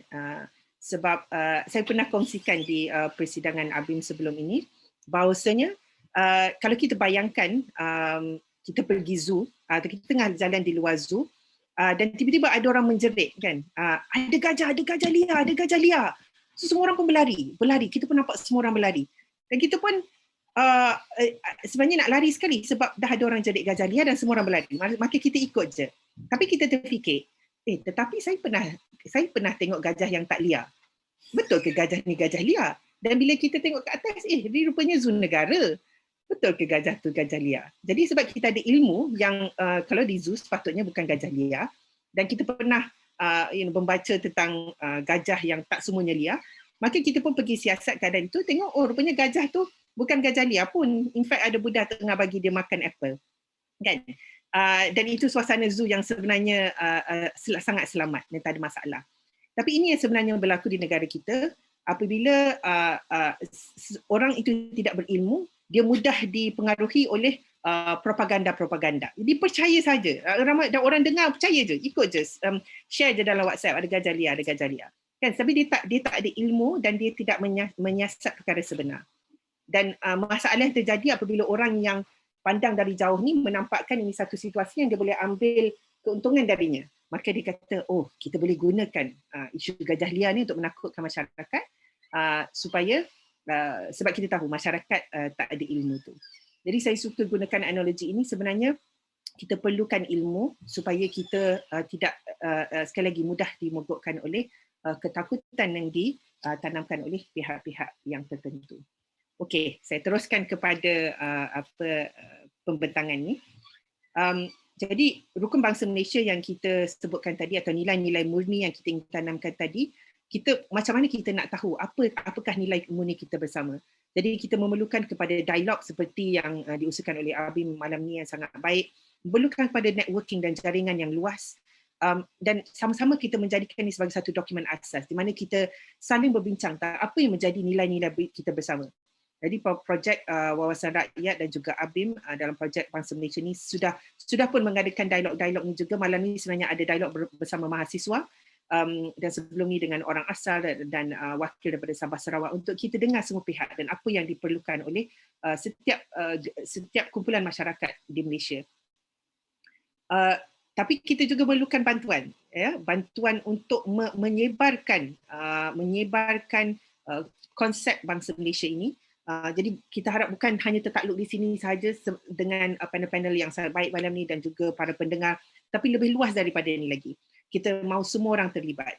Jadi kita ingin mengajak untuk menyertai siri dialog Bangsa Malaysia yang dilakukan bersama. Bila bercakap tentang manifesto Bangsa Malaysia pula, kita ingin bersama-sama juga mengajak untuk melakarkan dasar-dasar atau polisi yang baik untuk negara kita yang kita kasihi. Kita ingin mengumpulkan draft kertas kabinet dan undang-undang yang menghasilkan satu policy bank yang kita boleh actionkan in the future. Jadi ini juga bantuan diperlukan dan kita yakin sebenarnya sangat banyak ramai orang yang mampu dan ada pendidikan yang baik, pengalaman yang baik yang boleh sama-sama mengumpulkan dasar-dasar yang kita perlukan ini dan kita akan organize siri dialog Bangsa Malaysia untuk tujuan ini juga. Bila bercakap tentang akar umbi Bangsa Malaysia, kita ingin mengusahakan impak yang peringkat akar umbi. Dan kita bukan hanya ingin bercakap dalam persidangan-persidangan, tetapi kita ingin menghasilkan kesan di setiap lapisan masyarakat untuk membantu rakyat di peringkat akar umbi. Jadi kita nampak banyak usaha yang dilakukan pada ketika ini dengan keadaan gawat sekarang dari segi keperluan makanan dan barangan asas. Jadi kita ingin projek ini lebih besar lagi, lebih daripada pandemik ni pun lagi, untuk menghasilkan impak yang baik kepada masyarakat. Jadi kita ingin mengajak untuk mengatur projek-projek bersama bukan sahaja di antara ABIM dan Power, tetapi NGO dan pihak-pihak lain di peringkat akar umbi. Dan kita ingin mengajak semua orang untuk letak di bawah satu payung bersama, itu projek Bangsa Malaysia. Jadi kita ingin ini satu benda yang dilaungkan di mana-mana juga kita berada, supaya kita boleh mengajak seluruh rakyat Malaysia untuk bersama dengan kita. Jadi jika kita berjaya dalam peringkat satu ini, maka kita akan sama-sama membina shared values, grassroots impact dan juga smart policies. Ini yang kita harapkan. Ini nombor Nathaniel Tan, itu koordinator Power kita juga. Dan kita sangat harapkan bahawa usaha-usaha ini memberi satu harapan kepada kita walaupun dalam keadaan negara yang sangat membimbangkan. Saya kira usaha yang baik pada malam ini yang kita ingin sebar luaskan lagi, memberi kita semua dan juga seluruh rakyat Malaysia satu harapan yang kita mampu sama-sama keluar daripada belenggu ini dengan semangat Bangsa Malaysia yang kita lakukan bersama. Terima kasih kerana memberi saya peluang untuk berkongsi pada malam ini dan bersama-sama dengan para panelis dan pendengar yang dihormati. Assalamualaikum dan salam Bangsa Malaysia. Baik, terima kasih diucapkan kepada Yang Berusaha Doktor di atas pandangan dan juga pembentangan berkaitan dengan projek Bangsa Malaysia yang menarik tadi. Baik, tanpa melengahkan masa, majlis dilanjutkan lagi dengan pembentangan sesi terakhir oleh Yang Berusaha Encik Muhammad Fazril bin Muhammad Saleh, Setiausaha Agung ABIM Pusat. Beliau akan memberikan pandangannya berhubung kosmopolitan Islam dan hasrat merealisasikan bangsa Malaysia. Dipersilakan.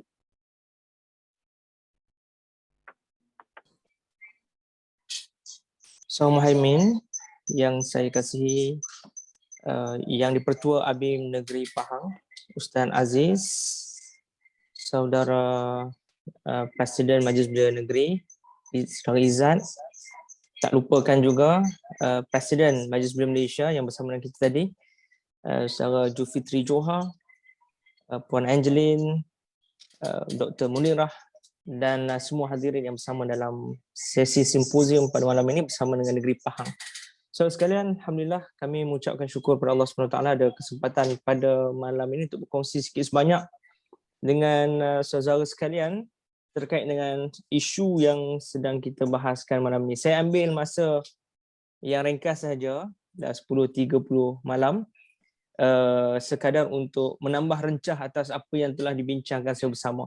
So sebelum pergi lebih lanjut, saya nak bagi satu anekdot ataupun kisah saya sendiri sebagai orang Melayu Islam dan orang ABIM. Ya, ada beza juga tu kan, orang ABIM ini dengan kisah bahawa kami ni dan kata-kata orang ABIM ni ada sistem pendidikan ABIM sendiri. Kita ada institusi sekolah dan sebagainya.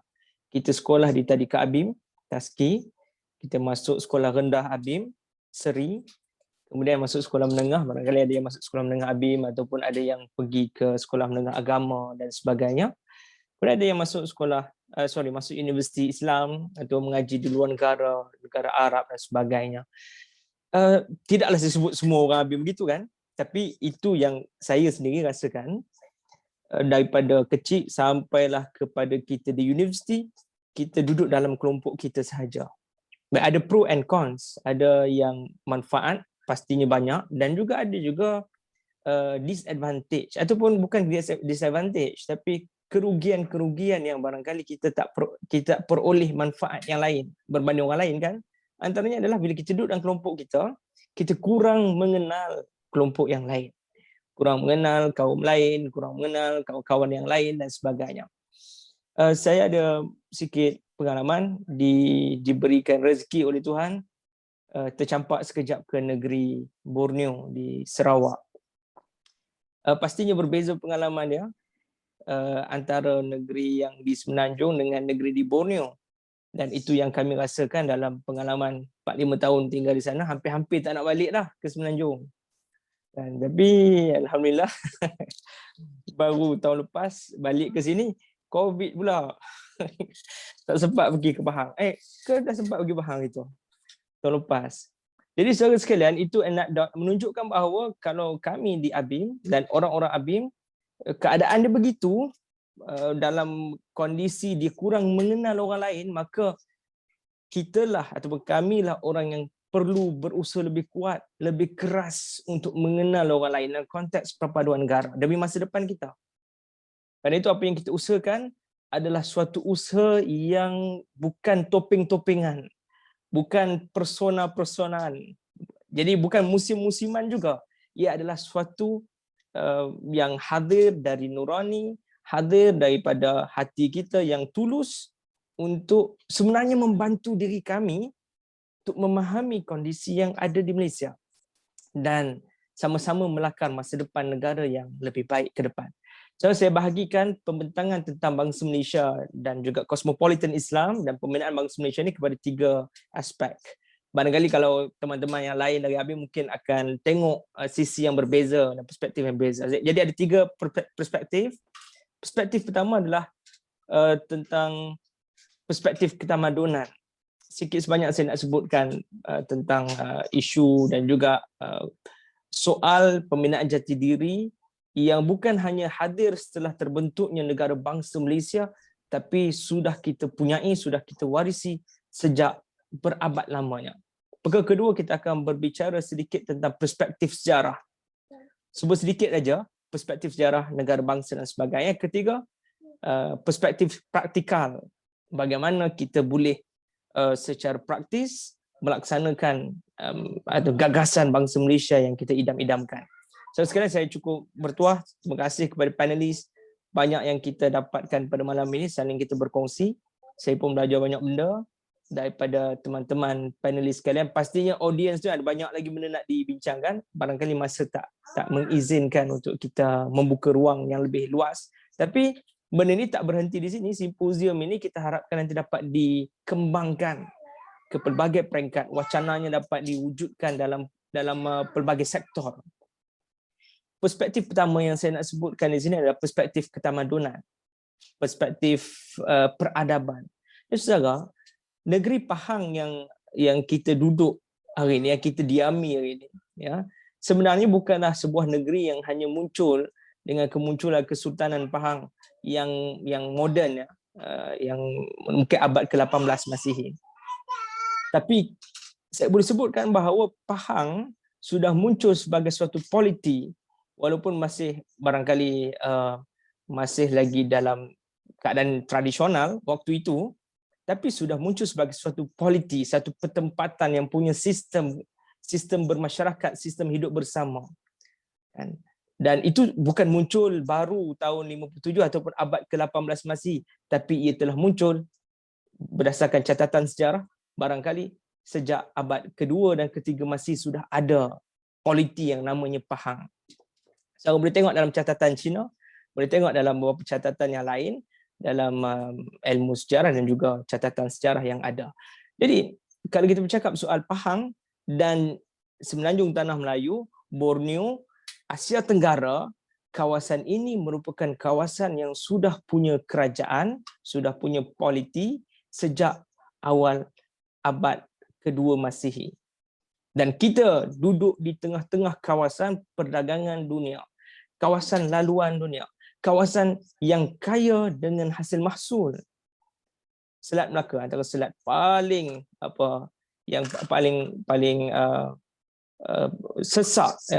sesak di dunia.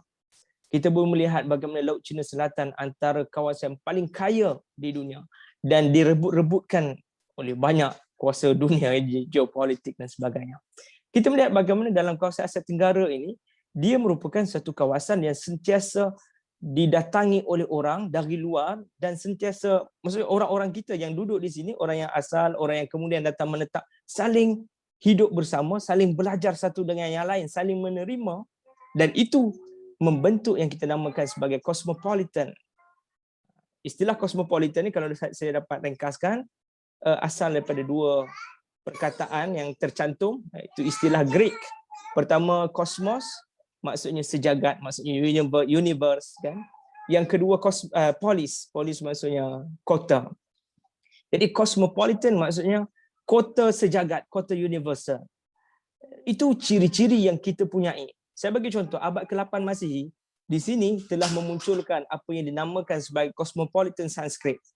Waktu itu Sanskrit sebagai bahasa ilmu, sebagai bahasa elit, menjadi suatu kebudayaan serantau di Asia Tenggara, dan itu menjadi suatu tarikan kepada orang ramai selain daripada perdagangan dan sebagainya, juga dalam aspek keilmuan. Antaranya catatan Ising ketika datang dari China nak pergi ke Nalanda untuk belajar Buddha, singgah sekejap di kawasan Asia Tenggara di Sumatera, pergi ke India kemudian patah balik tinggal berapa lama untuk belajar Buddha di sini, dengan diutamakan kata pengantar dan juga medium untuk keilmuan, iaitu bahasa Sanskrit sebagai mediumnya. Dan kita beralih perkembangan ketamadunan itu sehingga abad ke-13, ke-14, ke-15 dan ke-16 barangkali sampai kepada kita yang kita warisi hari ini, mewujudkan satu lagi bentuk kosmopolitan baru dengan tersebarnya bahasa Melayu, Islam dan sebagainya. Dan lebih menarik, bahasa Melayu menjadi bahasa bukan setakat bahasa perdagangan, bahasa pemerintahan, bahasa diplomasi, tapi juga dia bahasa ilmu dan juga bahasa orang awam. Ini lebih menarik kerana berbanding dengan Sanskrit, ia adalah bahasa elit, orang awam tak dapat menyerap apakah kandungan ilmu daripada Sanskrit, tapi kalau dengan bahasa Melayu itu menjadi bahasa ilmu dan bahasa orang awam, lingua franca, maka dia lebih tersebar. Kita melihat bagaimana perkembangan ketamadunan itu diacu dengan sebegitu rupa membentuk kosmopolitan di kawasan Asia Tenggara, dan kita sebenarnya mewarisi ciri itu. Kita ni tak datang dari buluh betung, kita tak datang dari dalam buih, kita tak datang dari atas langit. Manusia di Malaysia ni tak wujud sejak tahun 57 saja, kan? Kita lahir daripada spesies dan generasi yang sebelum-sebelumnya. Maksud spesies kita lah kan. Mak ayah kita lah, spesies manusia lah ya. So, kita ada mak ayah kita, kita mewarisi psyche, kita mewarisi tradisi, kita mewarisi warisan. Dan saya yakin dan percaya warisan itu masih kita miliki dan masih kita pegang. Kerana itu ada tradisi ketimuran, ada psyche kemalaysiaan yang bukan hanya diacu pada ketika negara bangsa kita merdeka tahun 57, pembentukan Malaysia tahun 63, tapi ia telah tercipta, telah terbentuk sejak 2 abad yang lalu. 2 milenia. Sorry, bukan 2 abad, 2 milenia. 2 alaf yang lalu. Kan? 2000 tahun. Kerana itu, harus kita, kalau kita kata nak bentuk jati diri, nak bawa gagasan bangsa Malaysia, kadang-kadang ramai orang yang begitu antusias, rasa begitu teruja untuk membawa sesuatu yang baru, tapi saudara, yang baru tidak semestinya semuanya baik yang baru tu kan. Tak semestinya baik semua. Yang lama pun tak semestinya baik semua kan. Kerana itu bagaimana kita mengadunkan yang lama dan yang baru. Dan kita harus yakin kalau bercakap soal jati diri kita bukan jati diri baru. Jati diri yang kita nak angkat dalam konteks bangsa Malaysia ini boleh dibentuk dan diambil semula berdasarkan tradisi, sejarah, psyche dan sebagainya yang kita warisi sejak ribuan tahun, 2 alaf yang lalu. Itu perspektif ketamadunan. Kerana itu saya nak sebutkan premis yang awal ini bahawasanya untuk jadi orang Malaysia, kita bukan baru lagi nak bercerita pasal bangsa Malaysia dan sebagainya. Kita dah lama dah benda itu kita nak kembalikan. Kita nak suburkan balik, kita nak bugarkan semula. Ya.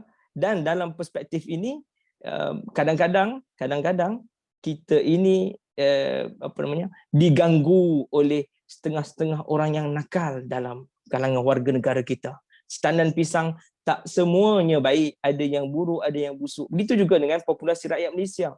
Dalam ramai-ramai rakyat Malaysia 30 juta ni, tak semuanya yang berjurus kan. Ada juga yang nakal. Jadi yang nakal ni buat onar di sana sini, kacau isu perpaduan, kacau sensitiviti orang lain dan sebagainya. Yang kecil itu akhirnya diwar-warkan, dibugarkan, dibesar-besarkan.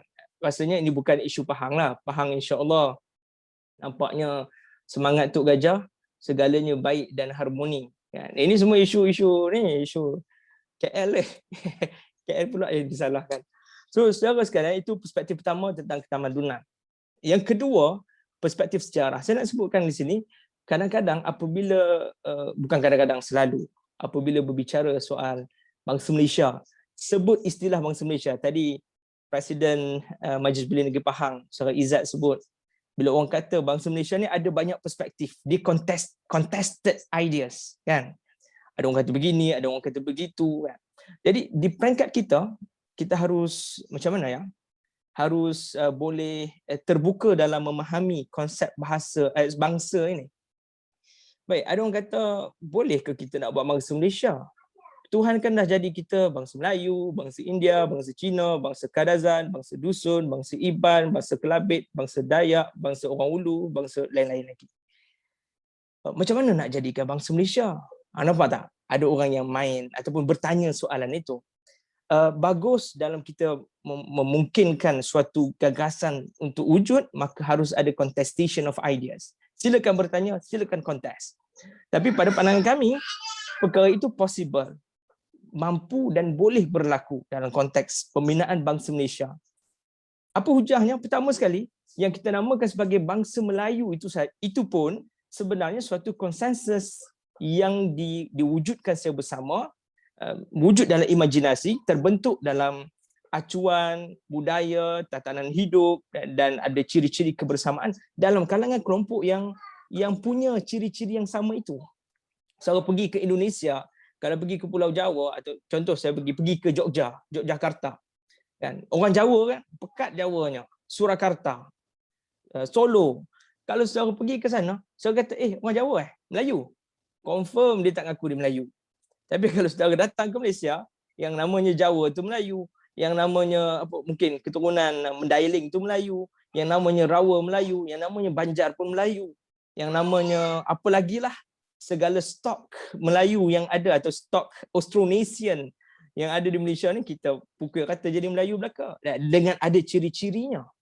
Maka di Malaysia, konsensus kita bahawa ciri-ciri ini membentuk yang dinamakan sebagai bangsa Melayu. Tapi kalau di Indonesia, itu tidak berlaku. Betul tak? Saudara, saya bagi contoh, saya tinggal di Sarawak, saya sebutkan tadi. Ada kawan-kawan Cina, kawan Chinese, daripada kaum atau etnik Cina, yang seorang ni sub-etnik dia Hakka, seorang lagi sub-etniknya Fuchao. So bila diorang bertemu di kedai makan, selalu saya jumpa di kedai makan kan, makan mi kolok dan sebagainya. Bila jumpa, pasal apa hampa cakap, kita cakap Melayu Sarawak kan? Kenapa kita orang tu kelakar dalam bahasa Melayu? Kenapa tak bercakap dalam bahasa Cina kan? Kan masing-masing Cina belaka. Dia kata, saya ni Hakka, saya Fuchao. Saya sekolah English, dia sekolah Mandarin. Jadi kami tak boleh nak faham sama sendiri. Jadi kami cakap bahasa Melayu, Melayu Sarawak di sana kan. Seperti mana yang disebut oleh Puan Angeline tadi. Kan, masing-masing ada bahasa dia, keindahan bahasa itu di tempat masing-masing. Jadi saudara, nak menunjukkan dalam kalangan kaum Cina juga ada kepelbagaian etnik yang mereka saling berbeza. India jangan cerita, lagilah banyak kepelbagaian yang kita sendiri keliru. Ceylonese, Sri Lankan, Punjabi, Bengali, macam-macam lagi lah ya. Malayalam, dan lain-lain. Nak cerita banyaknya dan lain-lain, tapi semua kita pukul rata sebagai India. Tak cerita lagi tuan-tuan, bagaimana benda yang berlaku ataupun secara politik dan konsensus sosial, bangsa itu terbentuk. Saya bagi contoh, di Sabah, kita pernah dengar Kadazan kan, selalu kita sebut Kadazan. So, Kadazan sebahagian daripada dusun. So.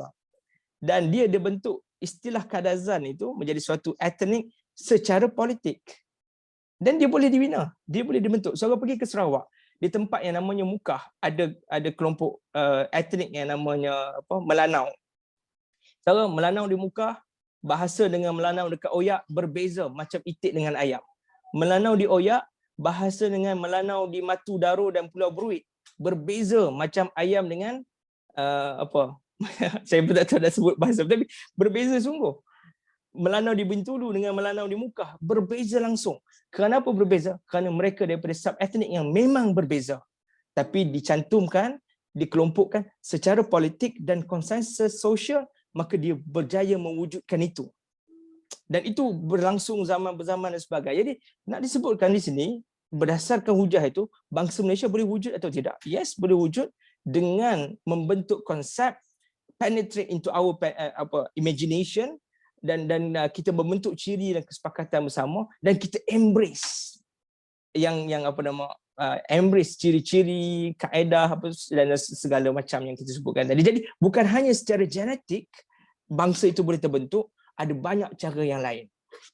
Kaedah pembinaan bangsa itu boleh terbentuk, dan konteks bangsa Malaysia, ia adalah suatu yang possible, boleh dibentuk secara landasan ilmiah, ia tidak menjadi kesalahan sedikit pun. Itu saya nak sebut dari perspektif sejarah. Maka bangsa Malaysia mau tidak mau mesti diwujudkan.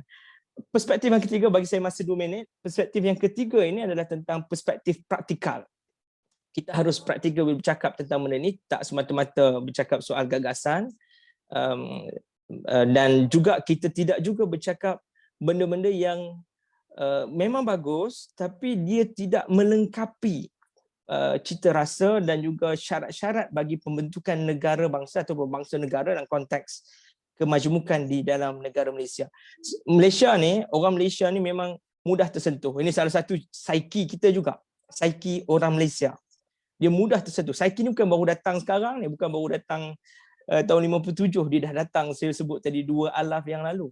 Kalau kita tengok satu gambar tu nampak apa gambar yang menunjukkan imajinasi atau menunjukkan perpaduan di Malaysia. Mesti ada orang duduk bersama, main bola bersama. ABIM buat camp Muhibah bersama dengan sekolah Cina dan sekolah India di sekolah ABIM, kan, duduk bersama, program dapat liputan dan sebagainya. Orang mudah tersentuh. Main bola bersama antara sekolah Cina dengan sekolah agama, kan, dapat liputan, dan orang mudah tersentuh. Sebab itu menariknya, kita ni kadang-kadang tidak mengambil sisi itu. Kita mudah tersentuh dengan benda-benda yang positif. Ini mesti ditonjolkan, visibility perpaduan dalam bentuk itu mesti ditonjolkan lebih banyak lagi. Dan itulah bentuk kempen-kempen kita dan sebagainya. Cuma saya nak sebutkan, walaupun itu betul, itu benar, tapi ada perkara lain, ada prinsip-prinsip lain yang mesti dipenuhi dalam memastikan perpaduan itu dapat berlaku secara genuine. Pertama adalah justice, keadilan. Bagaimana keadilan bagi setiap warga dalam negara Malaysia mendapatkan hak dan juga mendapatkan yang kita namakan sebagai basic needs, keperluan-keperluan asas. Yang ini tidak ada kompromi, mesti dapat secara sama rata sebagai warga negara. Yang kedua, bagaimana kita bercakap soal equity, kesaksamaan dari sudut penyertaan, peluang untuk penyertaan dalam pelbagai sektor. Ini juga harus diperhatikan. Pertama tadi, keadilan dalam konteks mendapatkan hak mereka dalam bentuk basic needs. Yang kedua, penyertaan ataupun peluang untuk penyertaan. Pelbagai sektor, ekonomi, sektor sosial dan lain-lain. Barulah masuk yang ketiga, kebersamaan yang selalu kita sebut-sebutkan. Jadi bila bercakap soal perpaduan, kita tertinggal 2 sisi yang lain, tapi kita bercakap pasal kebersamaan semata-mata. Jadi tak selesai perpaduan kita sampai 6 dekad. Tapi kita harus optimis, jangan ada pesimistik terhadap perkara ini. Dan orang muda itu yang memegang obor obor perpaduan negara pada masa akan datang.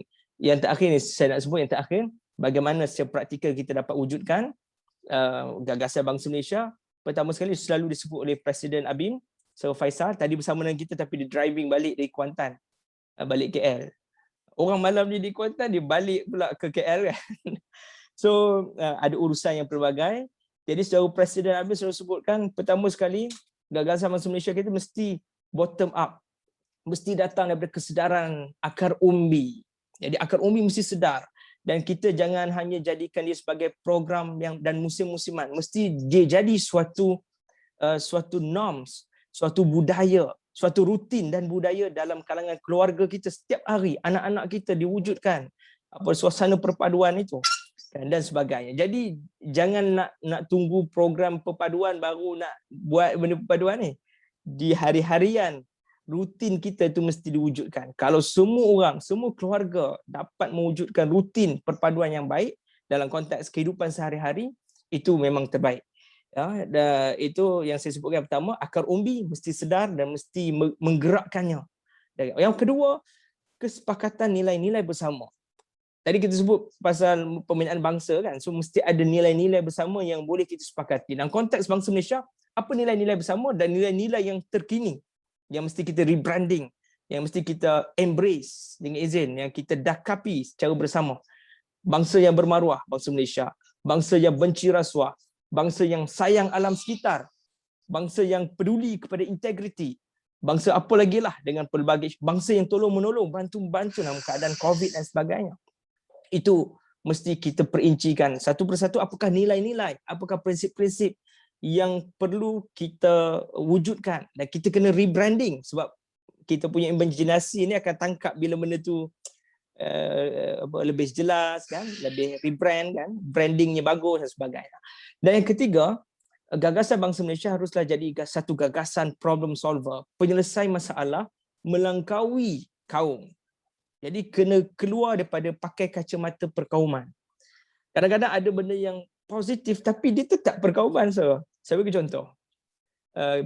Bila orang kita mudah tersentuh bila tengok orang Melayu, orang Cina duduk bersama kan, contoh, atau orang berlainan kaum duduk bersama, sebenarnya kita pakai kacamata perkauman tu, walaupun positif, kita tetap nampak dia sebagai kaum yang berbeza. Tapi kalau ia untuk yang positif dan itulah nature kita sekarang ni, maka kita wujudkan. Kerana itu harus kita ingat bahawa pembinaan bangsa Malaysia ini tidak berniat untuk melunturkan mana-mana identiti kaum dan etnik yang lain, tapi dia memperkaya dan dia pergi kepada satu konsensus sosial, ya, dengan satu branding yang baru yang merangkumkan semua etnik ini menjadi satu bangsa Malaysia. Kerana itu kalau saya fikir akar umbi kita cukup mantap, aspek ini insya-Allah kita tidak akan boleh diwenang-wenangkan oleh siapa pun, ya, sebab kadang-kadang ada orang yang mengambil kesempatan daripada ketidaksepaduan warga dalam negara, kerana yalah kalau dah berpadu semua nanti tak masuk projek, contohlah, siapa tak tahu, mungkin ada yang lebih maklum tentang perkara tersebut, tapi pastinya akan ada orang yang menangguk laba atas ketidaksepaduan kita. Kerana itu polemik 6 dekad ini merupakan suatu permasalahan yang tak selesai dan dia jadi satu paradoks. Kenapa 6 dekad masih lagi tak selesai masalah perpaduan? Saya dengan ini menyatakan optimisme kami dan ucap terima kasih kepada semua atas peran serta, dan Pahang ini merupakan simposium yang ke-10, negeri yang ke-10 mengadakan simposium. Tahniah kepada Pahang. Terima kasih kepada Saudara Presiden MBM bersama dengan kita pada malam ini. Sekian, Assalamualaikum warahmatullahi wabarakatuh. Saya pulangkan balik kepada penerajuk acara. Baik, terima kasih kepada yang berusaha Encik Muhammad Fazril di atas pembentangan dan juga perkongsian yang diberikan. Okey, baik, seterusnya saya dimaklumkan oleh pihak penganjur sudi membuka slot istimewa khas kepada Presiden Majlis Belia Malaysia, Tuan Fitri Johar, untuk memberikan sedikit buah pandangan yang ringkas atau padat khas untuk simposium malam ini peringkat negeri. Boleh ke?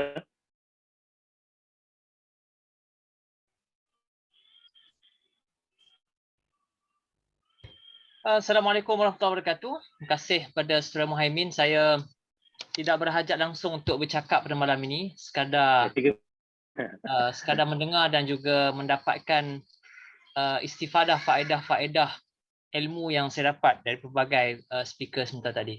InsyaAllah slot saya akan datang kemudian. Kalau saya sembang kat sini nanti dia tak surprise dah.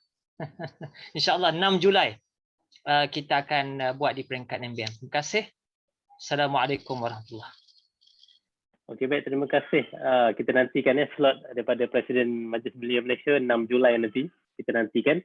Baik, para hadirin, yang bermula pasti ada pengakhiran, yang bertumbuh kita pastikan perkembangan, yang ikhlas pasti ada ganjaran, yang bersungguh kita pastikan mencapai sasaran.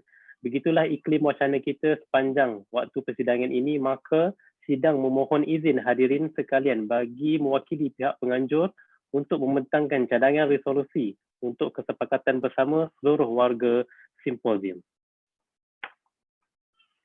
Resolusi Simposium Penjabaran Kerangka Literasi Bangsa Malaysia Yang pertama, menginsafi bahawasanya pembinaan bangsa Malaysia mempunyai sejarahnya tersendiri yang perlu digali dan dicerna untuk diterjemah semula kepada warga dan khalayak seluruhnya.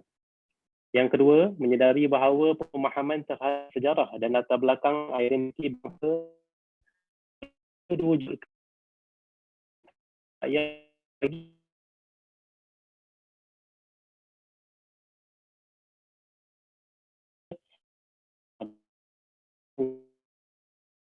sedang teraskan tuan.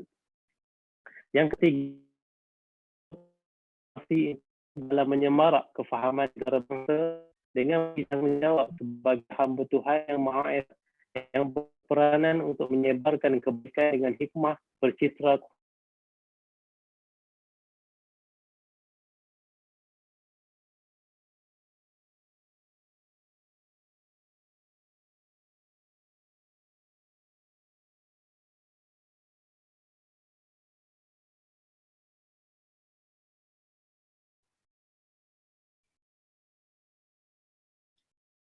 Saya kira ada masalah teknikal daripada pihak moderator. Jadi salinan resolusi akan diemailkan kepada semua warga persidangan, manakala CJ penyertaan juga akan diemailkan kepada semua. Jadi kalau tuan-tuan dan puan maklum bahawa di ruangan chat kita ada sebarkan link untuk tuan-tuan dan puan isi sedikit masa untuk kami mendapatkan maklum balas program dan juga untuk sijil. Jadi saudara-saudari sekalian, bagi memperteguhkan tekad dan cinta kita kepada negara, saya dengan ini menjemput Yang di-Pertua Habib Negeri Pahang untuk memimpin bacaan rukun negara. Jadi saya mohon kepada tuan-tuan dan puan yang masih lagi dalam talian untuk membuka kamera, namun kita mute untuk kita ikut ikrar yang akan dipimpin oleh Yang di-Pertua Habib Negeri Pahang. Jadi dengan segala hormatnya saya mempersilakan Fadil Ustaz Abdul Aziz untuk memimpin ikrar rukun negara. Terima kasih Saudara Anwar.